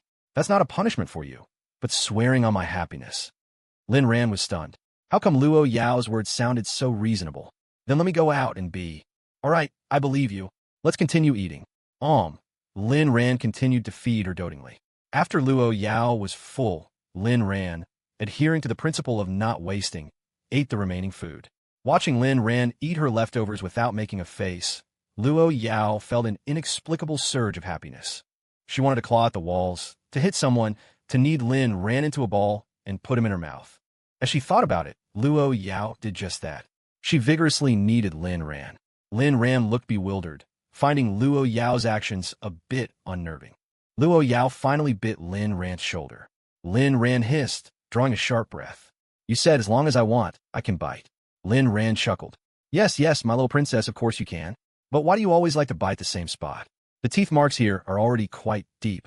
Luo Yao fell silent for a moment, then said something inexplicable. You promised me. Promised you what? Figure out yourself. Sigh. Leaving words half said is really frustrating. Forget it. Let's not think about these things for now. National Day was approaching, and Lin Ran proposed a trip to Luo Yao. The two began planning in the office. They could go to a farther place during this short holiday. Soon, the short holiday arrived. Since there was no military parade, Lin Ran had one less event. The two went directly to the grasslands. As for traffic jams, squeezing onto highways, or high-speed trains, none of that existed. Luo Yao directly activated her capabilities, and, despite the holiday rush, they flew by private jet. Lin Ran once again felt admiration for Luo Yao's power. When he asked about the price, good heavens, it didn't cost a penny. The airline provided it for free. Lin Ran asked doubtfully, that impressive? Don't lie to me. The airline isn't yours. Luo Yao, the airline indeed isn't mine. Lin Ran thought to himself, indeed, it wouldn't be that outrageous. It's yours. What on earth? Look there. Luo Yao pointed to the logo on the plane. Lin Ran stared blankly at the Luo Group logo on the plane and the words Lin Ran's private jet behind it, unable to calm down for a long time. Holy crap. Yao Yao, tell me, how many good things do I actually have under my name? He even had a private jet, and from what Luo Yao said, it wasn't just a private jet but possibly an airline behind it. Let's not talk about luxury cars and mansions. There are 3 private jets. This one was your birthday gift this year. As for the airline, the Luo Group's airline is indeed under your name.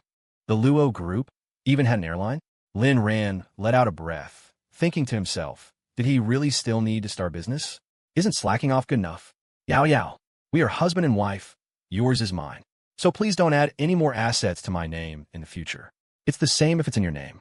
I don't feel any pressure spending your money now, and I like spending your money, because this will make Luo Yao happier, more comfortable. Then do you remember what you said when I gave you this plane? Luo Yao looked at Lin Ran with a mocking expression. What did I say? Lin Ran genuinely couldn't remember. He had always rejected and insulted the things Luo Yao gave him in the past. During that time, the sentence he said most often was, so what if you're rich? Can you do whatever you want just because you have money? Can you force me to like you? Now, being rich is indeed amazing. Luo Yao pushed Lin Ran into the cabin. The flight attendant smiled politely and then closed the cabin door. At that time, you said that even if you died, even if you jumped off the plane, you wouldn't sit on a plane I gave you. Lin Ran was embarrassed, incredibly embarrassed. He had truly been a big fool, idiot. Lin Ran sat comfortably in the luxurious private jet, feeling emotional. At such a young age, he had already stopped striving for progress, only knowing enjoyment. Sitting on a private jet, drinking red wine, with a beauty in his arms, would he have any regrets in life when he grew old? Under the influence of the red wine, they gradually entered a strange state. Luo Yao, Ran, smiley face, all the flight attendants immediately left the cabin. Lin Ran, however, asked, what did you say? Due to the high-altitude pressure, Lin Ran's ears were ringing a bit, and he didn't hear Luo Yao clearly. Luo Yao raised her voice and shouted, I said we haven't gotten active yet. Pfft. Lin Ran sprayed a mouthful of red wine all over Luo Yao's face and quickly reached out to wipe it. Luo Yao leaned in, their eyes reflecting each other. In the sky en route to the grasslands, as the saying goes, singing in broad daylight calls for unrestrained wine. A plane for company makes a fine return home. After arriving at the grasslands, they drank the strongest wine and rode the finest horses. Lin Ran held Luo Yao in his embrace, reins in hand, galloping freely. The sound of horse hooves, clippity-clop, was like an impassioned symphony. Their shadows were left on the grasslands. The lush grass on the plain, it all depends on the reader's imagination. Lin Ran thought to himself, some things, let's leave them to the esteemed readers to imagine. We can't write everything out explicitly, otherwise, how boring would that be? After all, one couldn't always risk treading the line of censorship, and what the esteemed readers wanted to see might not necessarily be these things. Right? Right? Answer me. A week passed by in a flash, and the two returned to Kyoto. The power of money could solve travel issues, and naturally, it could solve the return trip as well. For the rich, the short holiday was a true enjoyment. For ordinary people, they were like special forces soldiers, busy rushing, squeezing into transport. But even ordinary people had to strive hard. If it weren't for those hard-striving young people, how would bosses afford luxury cars and mansions? Because one must endure hardship to serve the elite. Returning to the manor, the moment Lynn ransaw his bed, drowsiness instantly overcame him. It felt more and more like home. This was a sense of belonging. In the past, he had always wanted to escape this place. Now, he had fallen in love with it. It held the bits and pieces of his life with her. In this life, he only wanted to spoil Luo Yao to the heavens. Luo Yao could indulge him without limits, and he, of course, could also dote on Luo Yao. To reiterate, love is mutual. Some people give endlessly without reciprocation and continue to give. Some people take endlessly, unwilling to give, and don't want to lose. Some people want the love of two, or even in people. But how could someone who likes you truly lead you on? All so-called tests are excuses. Only those who have been hurt can become heartless and loveless. Luo Yao's love for him was absolutely true love, because she had been hurt and still loved him. During this short holiday, both of them were very happy. Luo Yao hadn't been this happy for a very, very long time. It wouldn't be an exaggeration to say these were the happiest few days of her life. The shadow of their love traveled by plane, reached the grasslands, flew over a fine steed, and returned to its origin. After school started, Lynn went to the school at the first opportunity. Although construction hadn't begun during the few days of the short holiday, Father Wu had already arranged for workers to move in, set up temporary steel-framed houses, and the surrounding advertising billboards were already up. This was the benefit of skilled workers. They could always think ahead of the leadership. The contracted construction team was also ready and waiting. As soon as school started, things got busy. Surveying, planning. Since it was a reapproval project, it was almost instantly approved by the higher-ups, unlike some companies where even a few words would be reviewed 100 times. The blueprints had been finalized years ago and only needed minor modifications, which Principal Tang had already taken care of. It could be said there was no problem starting work immediately. Looking at the enclosed advertising billboards, more students also learned the news. Every time they passed by, they would turn back to look. The words Nuan Yao Real Estate also spread within the student circles and subsequently appeared on the campus forum. Gradually, it was unknown who released the news that the construction of this library was entirely funded by Nuan Yao Real Estate. To put it bluntly, a free donation. Once this news broke, countless students were moved to tears. There were still many good people in this world. Thus, the reputation of Nuan Yao Group as a real estate company not only spread within the campus, but also quickly extended beyond it. A project potentially worth over 100 million, all donated for free. Not just building the library, but also including equipment procurement and even later maintenance, all fully handled by Nuan Yao Real Estate. Such a company of great love received attention from all sectors of society. Just as Lynn had predicted, the fame bought with 100 million was indeed very effective. Some exaggerated media outlets had already praised this company to the skies. Of course, where there is praise, there is criticism. The world is never short of netizens' opinions. What free? It's just a gimmick. In the end, won't this money be squeezed from the students? Not necessarily. It's said that Peking University's library has been planned for a long time. Maybe this time the funds were approved from above, and Peking University handled the bidding themselves. It could also be a developer using the library to gain fame. There's no official news, so it's all rumors. Soon, the rumors turned into reality because reporters from the local television station came to interview. Father Wu, as the company's general manager, accepted the interview and confirmed it. Now, many students began to believe, though some people were more stubborn than ducks. But by the afternoon, Peking University's official account directly posted confirmation. This time, the students completely exploded. It really was Nuan Yao Real Estate fully funding it. This was not only a contribution to the cause of education, but also a good deed that would benefit countless students. Suddenly, someone started to realize. During the freshman welcome party, hadn't Lynn represented Nuan Yao Real Estate and given a speech? It was also at this time that civil engineering students interning in Nuan Yao Real Estate spoke up. That's right, it's our Nuan Yao Real Estate that undertook this project and is fully funding its construction. With this, Lynn became famous, thoroughly becoming an object of adoration for everyone at Peking University. Isn't this more respectable than a celebrity? I declare from today onwards, Senior Lynn is my idol. Get lost. Lynn husband belongs to everyone. How can you claim him for yourself? Lynn Rand's company is actually so rich, they casually donated a project worth over $100 million. What does his family do? I don't know. They say Senior Lynn Rand's family is very mysterious. In the past, he kept a low profile, but now he's suddenly become a young master from a wealthy family. Can you believe it? I've always suspected one thing. Lynn Rand is being kept by someone. What's wrong with there being one more rich person like me in this world? Lynn Rand was completely dumbfounded when he arrived at school. The car he drove today wasn't that high profile, just a simple Pagani Huayra, but the moment he got out, it caused a sensation. More and more students gathered around, and many girls were screaming. Some even looked like they wanted to pounce on him. Lynn Rand admitted he was a bit scared. These people were too crazy. Fortunately, he brought bodyguards. If the past Lynn Rand had bodyguards, those students would only say he was showing off. But now that Lynn Rand brought bodyguards, they only thought it was natural. Lynn Rand was a young master from a wealthy family. He had to have a certain image.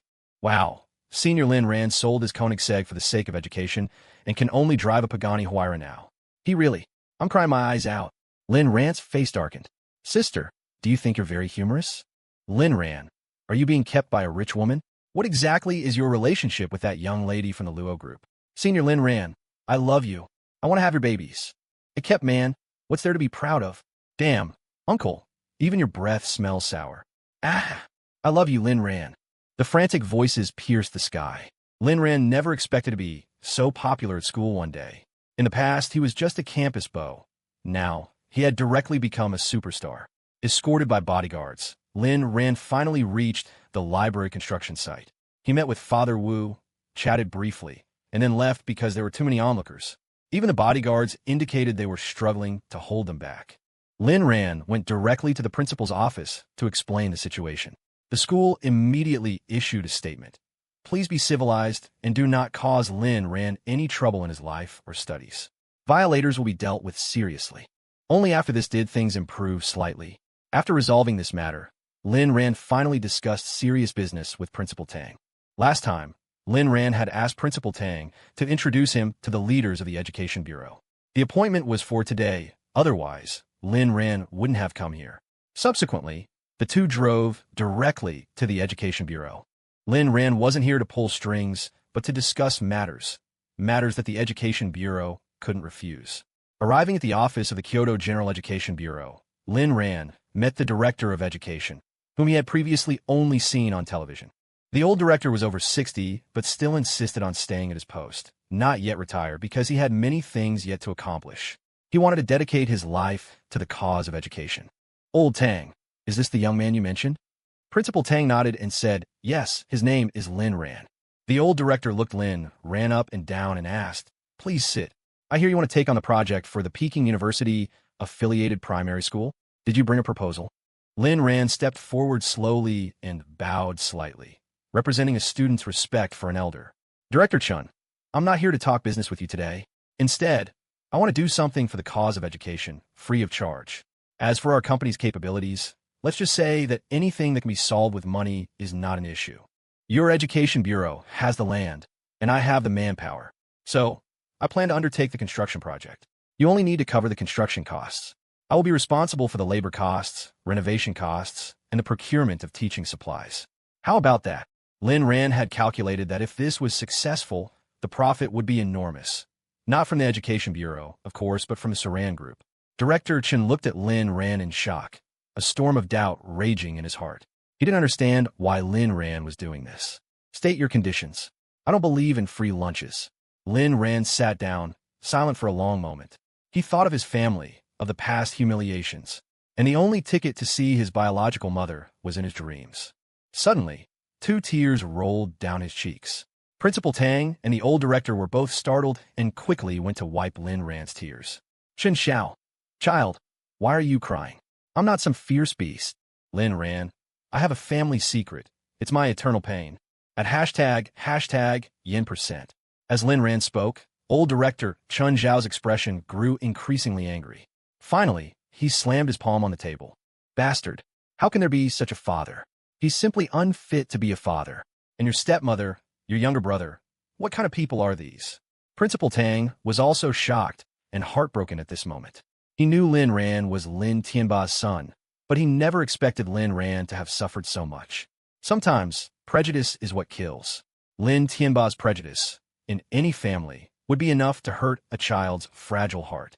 It was truly remarkable that Lin Rand could achieve what he had. Chun Xiao, though over 60, still had a booming voice when he cursed. It took a while for him to calm down. Old Tang, just because that animal Lin Tianba donated a dormitory building, you let that Lin Jian study at your school? This is simply a disgrace to your Peking University. Principal Tang didn't refute. Lin Ran, however, said, "You can't blame the principal for this. After all, his goal is to make the school better and better, and the students all respect him." Principal Tang was very grateful for Lin Ran's magnanimity. He concluded that this young man's future was limitless.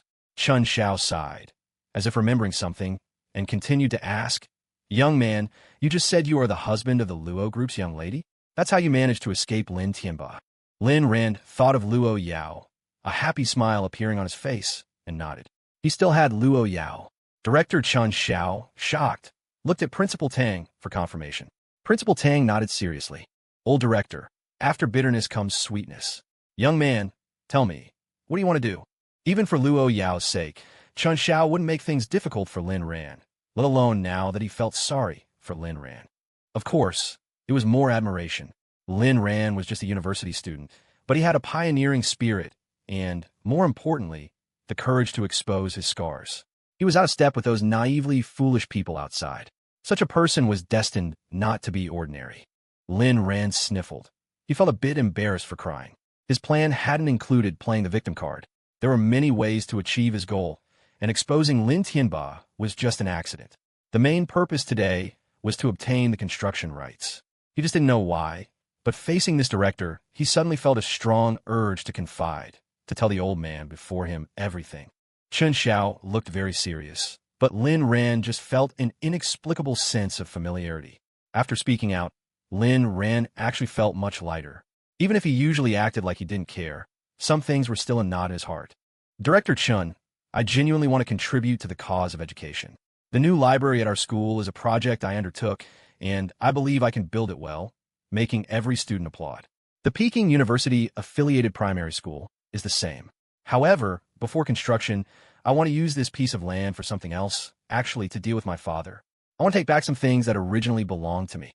After speaking for a while, Chun Zhao's expression changed from doubt to shock, and finally to relief. He immediately approved. Leaving the Education Bureau, Lin Ran's mood was exceptionally calm. This success could speed up his plan, but even if it failed, he wasn't afraid. He still had plans B, C, and D. In short, the Lin family had a fall. Reborn, if any of his past enemies had a good life, it would mean Lin Ran had lived in vain. Principal Tang also patted Lin Ran's shoulder meaningfully. "Lin Ran, I believe in you. Go for it. As for Lin Jian, thank you, Principal. I'll take care of Lin Jian's matter myself. He's just relying on the Lin family. He has no other abilities." At this time, Lin Jian had also become famous in school, becoming the new veteran campus beau. It must be said that Lin Jian was currently riding high, because the pre-sales of Lin Yuan Shengjing, a residential complex developed by the Saran Group, had already reached 800 million. His identity as the young master of the Lin family was no secret in school. Countless sycophants were now fawning over him. Lin Yuan Shengjing was Saran Group's most important and primary investment project. It could be said that in the past year, all of the company's projects have been sold off or had their funds recalled, all in an effort for this project. Acquiring this piece of land had cost a considerable sum, and they still owed the bank hundreds of millions in loans, not to mention Lin Tianba's personal debts, but none of that mattered. For a company of this size, it would be strange not to have debt. People wouldn't care how much debt your company had, only your net worth. Being able to owe the bank so much money was in itself a kind of ability. As the young master of the Saran Group, these sycophants wouldn't care if his family was now so poor they had sold their house. All they saw was the 800 million in pre-sales from Saran Group's real estate. Not only sycophants, but White Lotus's seemingly innocent girls also bloomed around him. Lin Jian's life was already heading towards its peak. The only thing that dissatisfied Lin Jian now was that Lin Ran was doing too well, still outshining him. However, he believed this was only temporary. Who was Luo Yao? How could she possibly like Lin Ran forever? Once Luo Yao lost interest in Lin Ran, Lin Jian, could take a step further. The current Lin Jian was no longer the Lin Jian of before. The young master of the Saran Group, the only child on the Lin family's household register, a future billionaire. He was already worthy of Luo Yao, which gave him even more confidence. On this day, Lin Ran finally obtained the qualification he wanted, which was the construction right for the piece of land next to Lin Yuan Shengjing. Why did Lin Ran want to build this primary school? Naturally, he was setting a trap, and the person in the trap was his biological father. Lying on the big bed at night, imagining Lin Tianba ruined and his family broken, Lin Jian exasperated and destitute, Lu Yueme collapsing in tears and forced into prostitution, Lu Ruju full of regret and dying from vomiting blood, Luo Yao living happily with him. The more he thought, the more excited he became. "Aran, what's making you so happy?" Turning his head, he saw Luo Yao with amorous intent in her eyes. "There are naturally many happy things, but the happiest is that I am in your eyes, and I am still by your side." Aran. Bullets slid through chambers. On October 10th, the sun shone brightly in a cloudless sky. The square in front of the Lin Yuan Shengjing sales office presented a bustling scene of activity. Lin Tianba had invited all the homeowners who had already purchased properties and many potential clients. There were over 200 units in pre-sale, and Lin Tianba had prepared generous lottery prizes. Over 100 households had come to participate, and there were quite a few potential clients, filling the entire square. The Lin Yuan Shengjing residential complex was designed with a total of 10 buildings. Currently, 5 were about to be topped out, and construction had begun on the other 5. The 32-story height seemed like a ladder to a better life. The design of 2 units per elevator was reasonable, offering everything from exquisite small units of 60 square meters to luxurious large units of 300 square meters. The good units and floors in the 5 pre-sold buildings were almost snatched up in a short time. Those units, with good lighting, open views, and reasonable layouts were highly favored by buyers. Now, only a few properties remained for slow sale, like precious pearls waiting for their destined owners. The other 5 buildings had also successfully started, the construction site was orderly, and the building progress was steady. The prospects were excellent, like a beautiful scroll slowly unfolding. Lin Tianba stood in the center of the square, head held high, full of vigor. His eyes revealed confidence and determination, as if the whole world was at his feet. He envisioned the beautiful blueprint after the project's completion. Using the earned money to pay off debts, he would then acquire 51% of Saran Group's shares. At that time, he would become the group's leader, controlling its development lifeline. Those old guys in the group who used to boss him around would no longer dare to look down on him. He would have absolute say and decision-making power in the group. Thinking of this, the corners of his mouth couldn't help but curve up in a confident smile. Today was the project's appreciation event, and also the last day of the pre-sale activity. Lin Tianba prepared to add more fuel to the fire to push sales to 1 billion. Lin Tianba was exuding confidence on stage, and Lin Jian was by his side. This was the first time Lin Tianba had let his son appear in public. Protected by bodyguards, he led Lin Jian from the central area of the square onto the stage with steady steps. "Hello, everyone. Family members, thank you for attending today's appreciation event. I haven't prepared a speech today because I want to say a few words from the heart. At %hashtag, in Kyoto, can you buy such a good school district house for 50,000? It can be said that everyone has made a profit. This time, our company has also made immense sacrifices for you, also that you, who have struggled for many years, can let your children win at the starting line." Some people in the audience nodded, their eyes twinkling with beautiful aspirations for their future lives. They were moved by Lin Tianba's words. Most of these were people who had already made purchases, but many others looked troubled. Most of these were people still hesitating. Didn't they want to buy a house? Didn't they want to establish a foothold in Kyoto? For most people, a house in Kyoto could completely drain the efforts of 3 generations. Was it worth it? "Mr. Lin, the housing price is still a bit expensive. Although there's news that a school district is planned here, it's not the main urban area after all." Before this person could finish, Lin Tianba retorted, "Where is it expensive? Don't talk nonsense with your eyes open, okay? Saran Group is having a hard time. Of course, I know this isn't the main urban area. Otherwise, you wouldn't even be able to buy it for 100,000 per square meter. I almost emptied out the entire group for you. Sometimes, look for your own reasons. Has your salary increased over these many years? Have you worked diligently? Do you think everyone is as good as our Saran Group, treating you like family? You still think 50,000 per square meter for a school district house is expensive? I'm about to go crazy, okay?" Lin Tianba's words were a bit arrogant, but undeniably, he had the confidence now. A few words silenced those hesitant people. However, just then, an earth-shattering voice rang out. My God, what's being built next door isn't a school, but a city garbage transfer station. This voice was like a bomb, instantly exploding in the crowd. The smiles that had been on people's faces instantly froze, replaced by shock and doubt. As soon as these words were spoken, everyone looked for the source of the voice. Soon, they found a young man. Shun Jingbing was holding a pair of binoculars, a look of relief on his face. I was planning to look at houses today. Thank goodness, thank goodness. Lin Tianba was so angry he wanted to tear apart the person spreading rumors.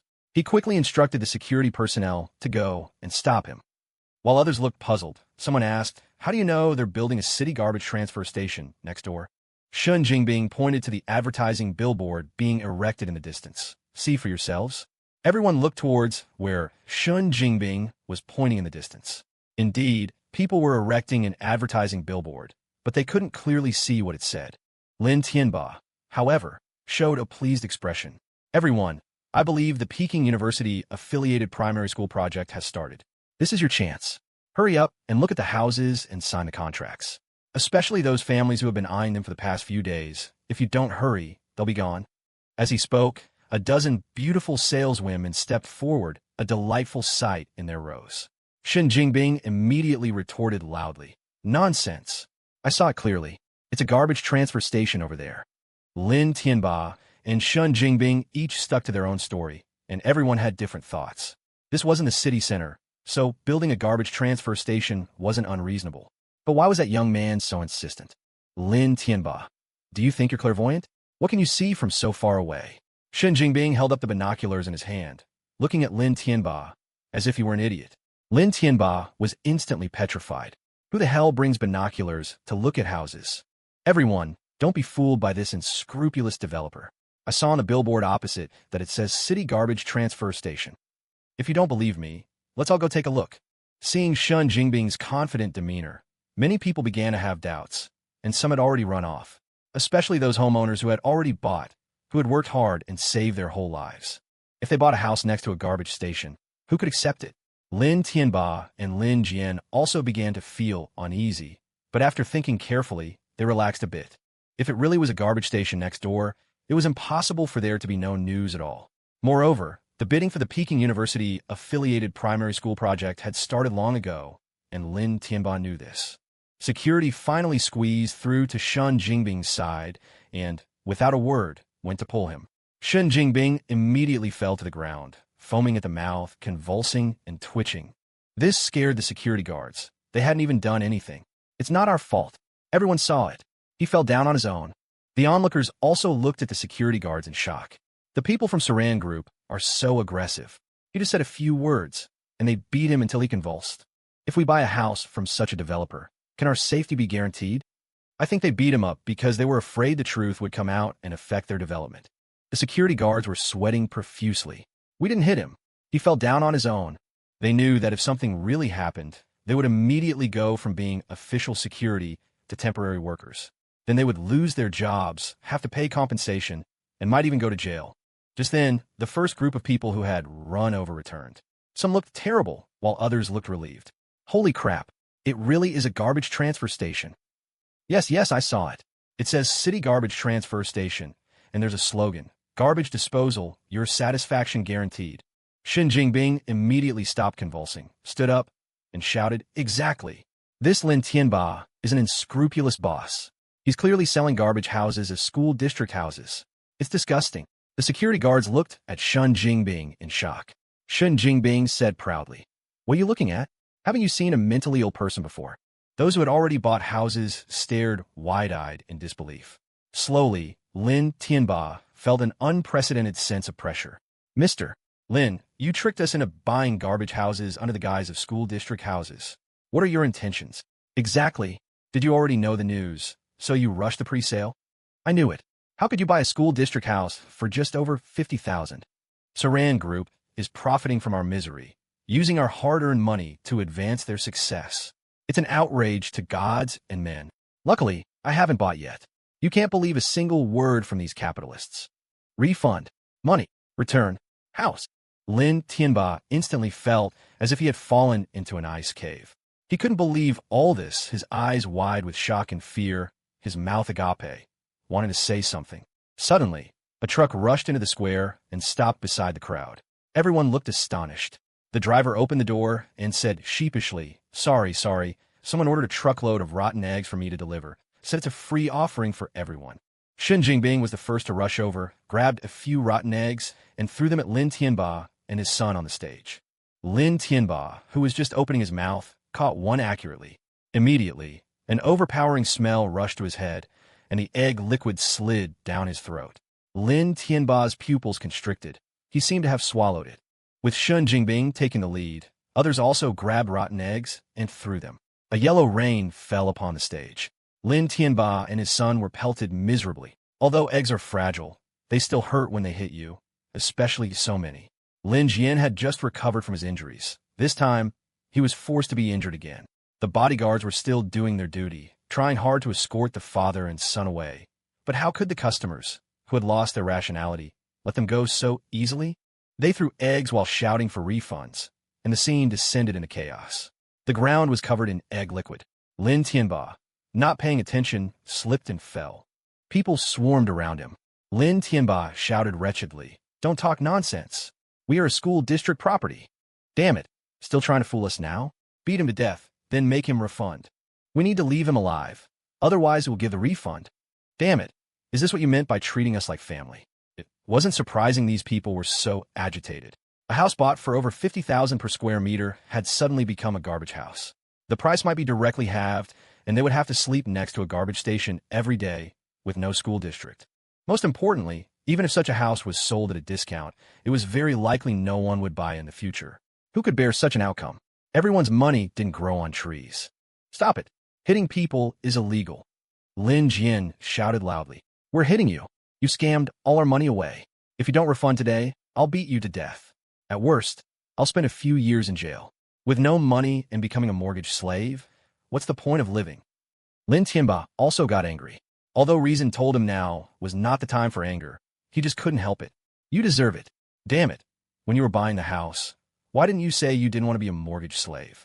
Now you regret it? Too late. Refunding is impossible. The contracts are signed. The money is paid. The house is yours now. Shen Jingbing, from somewhere, produced a megaphone. Everyone, don't listen to him. They haven't handed over the properties yet. According to relevant regulations, you can get a refund. You only need to pay the developer a small penalty for breach of contract, and the penalty for the bank loan, compared to the price of a house, which is more important. Lin Tianba almost vomited blood. He really wanted to tear Shen Jingbing's mouth off right now. Today was supposed to be fine, and now this person had ruined everything. Refund. Refund. Damn it, if you don't refund, I'll kill this unscrupulous boss.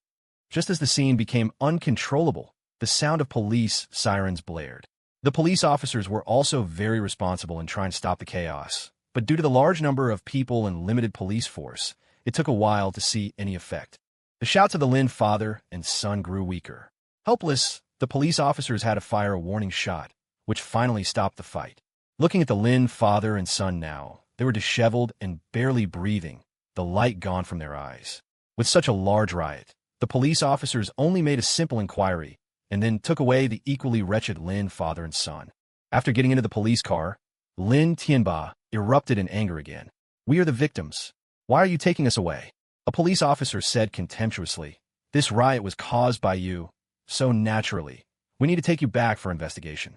However, out of humanitarian consideration, we will send you to the hospital first. Lin Tianba, what law did I break? You are unfair.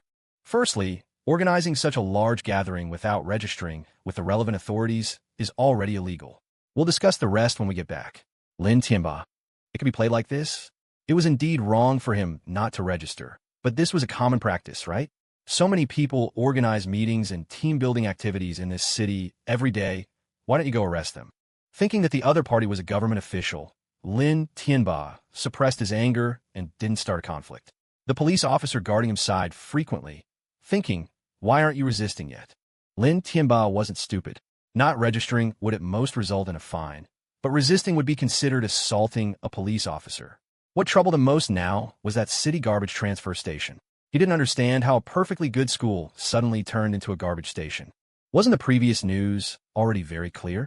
If the school really turned into a garbage transfer station, then Saran Group's investment this time would be a huge loss, perhaps even an understatement to say it would be a total loss. By then, if the properties couldn't be sold, funds couldn't be recovered, and with various bank loans, it could easily drag down the entire group. Therefore, the houses absolutely could not be refunded.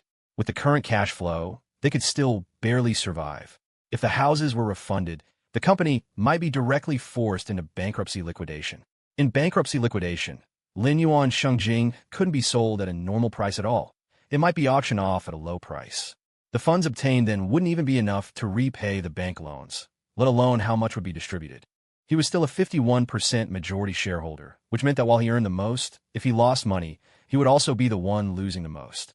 Adding his own debts to the bank and to Brother Dao, plus a pile of debts from the group company, oh my god, Lin Tianba dared not think further. A perfectly good billionaire instantly became a billion-dollar debtor. All this because of the small incident that just happened. It truly was a case of one small thing affecting everything. Dad, what do we do now?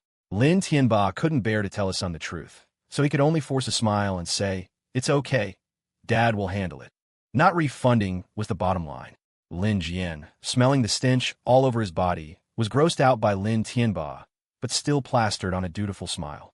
I believe Dad can definitely handle this. But in his heart, he was thinking, should I start considering my own escape route? But what should he do in this situation? The police car slowly drove through the streets, and Lin Tianba personally saw that row of conspicuous advertising billboards. On Lin Tianba's way to the police station, Lin Ran also received the news. In the office of Nuan Yao Media, Shen Jingbing reported to Lin Ran with a goofy grin. "Shen Jingbing, well done. I wasn't mistaken about you. You really aren't an ordinary valet. Now, I solemnly invite you to join my team." Shen Jingbing, thank you, boss, for your appreciation. From today onwards, I am your man. If there's anything, just say the word. I'll go through fire and water and die 10,000 deaths without regret. Lin Ran's face darkened. That's not necessary. Just take your regular salary. Saying this, he took a wad of cash from his safe and handed it over. Your reward. You are my adoptive parents. Your child has an idea. Shen Jingbing took the money and was about to kneel. Lin Ran pushed Wu Jisong out. Well, I'm leaving first. If you want to acknowledge a godfather, find him. You two are cut from the same cloth, both a bit. You know. Soon, the news spread like wildfire. Everyone at Peking University knew about the collapse of the Lin family's real estate. Lin Jian also took leave due to injury. Hospitalization was one reason, but a more important reason was that he now had no face to appear on campus. He was afraid of becoming the subject of everyone's discussion. He didn't want to live the kind of life Lin Ran used to live. There was no helping it. Lin Jian had been too high-profile recently, so much so that any slight movement attracted countless attention. This also led to the news of Saran Group's trouble spreading throughout the campus immediately. Lu Ruju naturally also heard the news. She was dragged by her father to visit Lin Tianba and his son at the hospital. Now, the entire Lu family began to doubt Lin Tianba, afraid that the money they had lent out would be lost. In the hospital, Lin Tianba and Lin Jian lay weakly in bed, with Lu Yuanmei looking after them. The ward door was pushed open, and Lu Ritian came in with the old Lu couple and Lu Ruju to visit. "Oh, my dear brother-in-law, what happened to you?" Father Lu and Mother Lu looked at Lin Tianba with disgust, an expression that would have been impossible in the past. But now fortunes had reversed. Lin Tianba sighed, "AI, isn't it all because of that little beast Lin Ran? I don't know what's going on. Ever since he left the Lin family, I've had nothing but bad luck. This time, a perfectly good school district turned into a garbage station. I just paid a fine at the police station." Mother Lu frowned. "Is it really a garbage station?" Lin Tianba nodded. "Although I don't want to admit it, it is indeed so. I had someone go look. The billboards and project signs are already up, even saying they want to build a garbage station that everyone in Kyoto will applaud. It's truly outrageous." Lin Tianba was still a bit moved. At a time like this, only these relatives would come to see him. After Mother Lu confirmed it, her expression immediately changed. "In that case, then pay back the money you owe us. You're such a big boss, you wouldn't owe us this little bit of money, would you?" Mother Lu's words were like a blow to the head, leaving Lin Tianba completely stunned. "Mom, what are you saying? I'm not your mom. You're about to go bankrupt, and you still want to drag down my Lu family? Before those people get their refunds, hurry up and return the money to me." Lin Tianba's already precarious body almost fainted directly. Lin Jian spoke up at this moment. Grandma, Dad is indeed having a hard time now. You should wait a bit. Mother Lu narrowed her eyes at Lin Jian. He's having a hard time? No matter how hard it is for him, could he still be short of our family's little bit of money? Lu Yuamei's heart suddenly tightened. She quickly pulled her mother and said, Mom, what are you doing? This is a hospital. If there's anything, let's talk about it at home, okay? She hadn't expected Mother Lu to come to the hospital personally, let alone demand money at this time. If Lin Tianba knew that the Lu family had only contributed a few million, who knows what he would think? Lin Tianba looked at his wife gratefully, thinking to himself, it really is the person who shares your bed. Mother Lu suddenly exploded in anger. You were the one who said this money would be returned quickly. Now I don't even want interest, just the principal. Isn't that satisfactory? Lu Yuemei was truly afraid that if Mother Lu continued, she would let the cat out of the bag. She quickly pulled her and dragged her outside. Mom, come out with me. Don't pull me. I'm getting the money back today, no matter what. You rebellious girl, let go. At this moment, Lu Yuemei couldn't stand it anymore and shouted, If you don't leave, you won't get the money at all. Mother Lu was stunned. She couldn't believe her daughter dared to speak to her like this. Her face filled with grief. You dare to yell at me? You unfilial daughter. At this time, Lin Tianba couldn't bear it anymore. His wife was defending him so much, and his mother-in-law was bullying her so despicably. If he, as a husband, didn't do anything, would he still be a man? All right, stop arguing. Isn't it just money? Even if I, Lin Tianba, am starving, I'm still bigger than a horse. Would I be short of your little bit of money? Go home. After I'm discharged from the hospital, I'll give you the money. From now on, we'll go our separate ways. In fact, he couldn't produce the money at all, or rather, he didn't dare to. After all, this money was still in the company account, and the shareholders wouldn't let him use it privately. He just wanted to scare the Lu family, and it indeed worked. Father Lu and Mother Lu were both intimidated.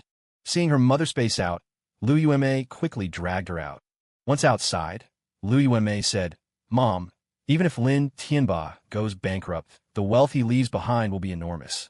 If you do this, aren't you afraid he'll turn against you in the future? Father Lu also tried to persuade. Yes, dear. This matter just came out. There's no need to make things so stiff. It makes us seem a bit unfeeling. Mother Lu thought about it, and it seemed she had been a bit impulsive just now. She was like that. Once interests were involved, she became somewhat irrational. Then what now? Lu Yuemei, you go in and talk to Tianba nicely. Say you were impulsive just now, but absolutely do not mention the word money again, understand? Mother Lu grabbed Lu Yuemei's hand. Good daughter, I understand. Mom was angry with you just now. I didn't expect you to be so considerate of me. You really are my good daughter. Returning to the ward, Mother Lu instantly performed a Sichuan opera face change, adopting a motherly demeanor. Good son-in-law, Mom was just impulsive. I was just worried that Yuemei would suffer with you. You can forgive Mom, right? Lin Tianba frowned. To be honest, he really disliked the Lu family now. Too fickle. But for Lu Yuemei's sake, he didn't really show his disgust. What are you talking about? I know you were anxious. It's okay. Lu Ruju had been taking care of Lin Jian. Lin Jian showed a touched expression. Sister Ruju, don't worry about me. You should go back and rest soon. Lu Ruju's eyes were tearful, and she said sadly, I want to stay with you. Lin Jian's eyes darted. Sister Ruju, it's all my fault for not being capable, unlike brother Lin Ran, who is so rich. In this situation, I can't help the family either. Lu Ruju looked at Lin Jian's appearance, her heart aching. Between the two Lins, she still preferred Lin Jian, but reality made it impossible. She could only do so secretly. Hearing that her grandmother's conversation was almost over, she interjected. I'll go find brother Lin Ran. He has money. He can definitely solve the Lin family's crisis this time. Lin Tianba looked astonished. Ruju, you say you can find that rebellious son? But even if you find him, what then? He won't care about me now. Lu Yuemei nudged Lin Tianba, signaling him to keep quiet. Mother Lu, however, had an ant-like smile. Our little Shui is still the capable one, unlike your dead mother. With a slap, Father Lu's palm landed on Mother Lu's face. Shut up, you stupid woman. Mother Lu also realized she had misspoken and quickly said, Little Shui, you go. Grandma supports you. Father Lu usually didn't talk much. To outsiders, it seemed Mother Lu was in charge of the family, but that was not the case. Once Father Lu got angry, Mother Lu wouldn't dare to even let out a peep. Lu Ruja looked puzzled. She didn't understand why her grandfather hit her grandmother, but she didn't dare say much. After the Lu family left, Lin Tianba still looked puzzled. Lu Yuemei spoke. Husband, haven't you really noticed? Little Ran likes Ruju. What? Lin Tianba was completely shocked. This rebellious son, even his own cousin. He stopped mid-sentence. Lin Tianba seemed to just remember that Lin Ran and Lu Ruju had no actual blood relationship. This, Lu Ruju, might be a pawn that could turn things around. Oomph. This time, that rebellious son must spit out all the money and kneel down to apologize to me before I can forgive him. Lu Yuanmei frowned in thought, thinking to herself, it would be good enough to get the money back. As for kneeling and apologizing, that wouldn't be easy. She had already seen that Lin Ran didn't really care about the Lin family anymore. Husband, don't set your demands so high. As long as little Ran can provide money to save the company, that's enough. As for kneeling and such, after all, the child is grown up. He needs his dignity. Lin Jian, yes, brother's a proud person. Even if brother has the impulse to kneel and apologize, Dad, you also have to consider his face. Lin Tianba was furious. You too, what time is it now? And you're still so kind? Don't you know that kindness will kill you? But, no buts. I'm his father.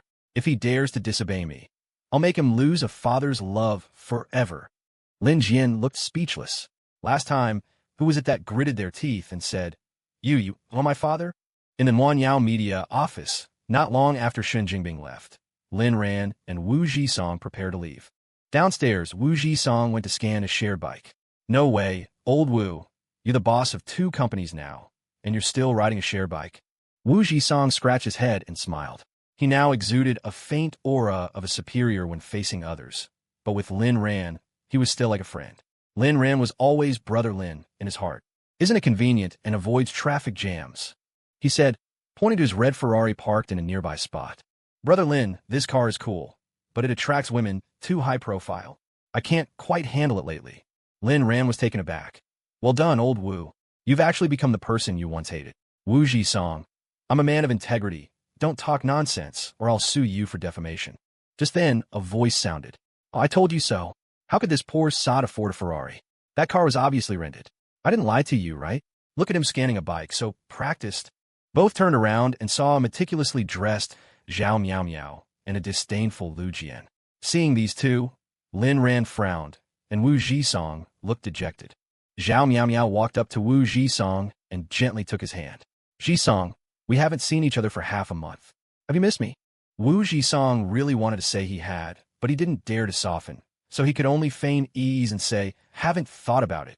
Lu Jian also interjected. Wu Jisong, Miao Miao loves you so much. Why can't you be more magnanimous? There's really nothing between us. If you care about this, I'll disappear from now on. Wu Jisong remained silent. Lin Ran didn't try to persuade him at all. He had said everything he needed to say once before. Whatever Wu Jisong chose, Lin Ran would support him. Zhao Miao Miao, I made it very clear. We broke up. If you didn't hear clearly before, I'll say it again. I don't want you anymore. As Wu Jisong said this, he was about to leave, but Zhao Miao Miao held his hand tightly. Jisong, give me another chance. Let's not break up, okay? You've always been the one I love most. Lu Jian is just my friend. Zhao Miao Miao had thought a lot these past few days and couldn't understand why Wu Jisong wanted to break up with her. So today she mustered the courage to explain. For a girl to lower herself to find you, doesn't that prove she cares about you? Last time at the hotel, she and Lu Jian were completely innocent, just friends comforting each other. She didn't understand why Wu Jisong cared so much. Before Wu Jisong could answer, Lu Jian's eyes reddened first. Wu Jisong Miao Miao, you two be happy together. I swear I'll never appear again. I'm leaving today. Zhao Miao Miao was stunned. Where are you going? Lu Jian. Where's home at the ends of the earth? There must be a place willing to let me stop drifting for a lifetime. Saying this, Lu Jian left, sobbing. Zhao Miao Miao immediately let go of Wu Jisong's hand, looked in the direction Lu Jian had left, and said to Wu Jisong, with her head down, I'm going. You should go quickly. Don't come looking for me again. Wu Jisong cursed himself internally. He had almost been fooled just now. Zhao Miao Miao. I'm just afraid he'll do something stupid. He has depression. I'll be back soon. Wu Jisong. So if you were with me, would you go find Lu Jian whenever he has an episode? Zhao Miao Miao was speechless. She hadn't thought about this problem. Zhao Miao Miao. Wu Jisong, can you stop making a fuss? We're just besties, right? I know. Go. Zhao Miao Miao wanted to say more, but looking at Lu Jian's slowly disappearing figure, she still ran after him. In her eyes, I'm indeed not as good as that man. Wu Jisong laughed self-deprecatingly. Lin ran. You deserve better, like that Chen Qing Tian. I can't even catch up with Zhao Miao Miao, let alone Chun Qing Tian. Wu Jisong shook his head, mocking himself. Lin ran, not necessarily. I feel like she's quite interested in you. Just ordinary friends. And her being friends with me. Actually, her motives aren't pure either. How so? Lin Ran looked puzzled. Wu Jisong was silent for a moment. Brother Lin, I don't want to hide it from you, but this matter is a bit strange. When there's a chance, I'll definitely tell you, okay? Okay. Lin Ran showed his trust in his brother. Wu Jisong felt a bit embarrassed, but he had to be concerned about Lin Ran's affairs, especially some potential threats.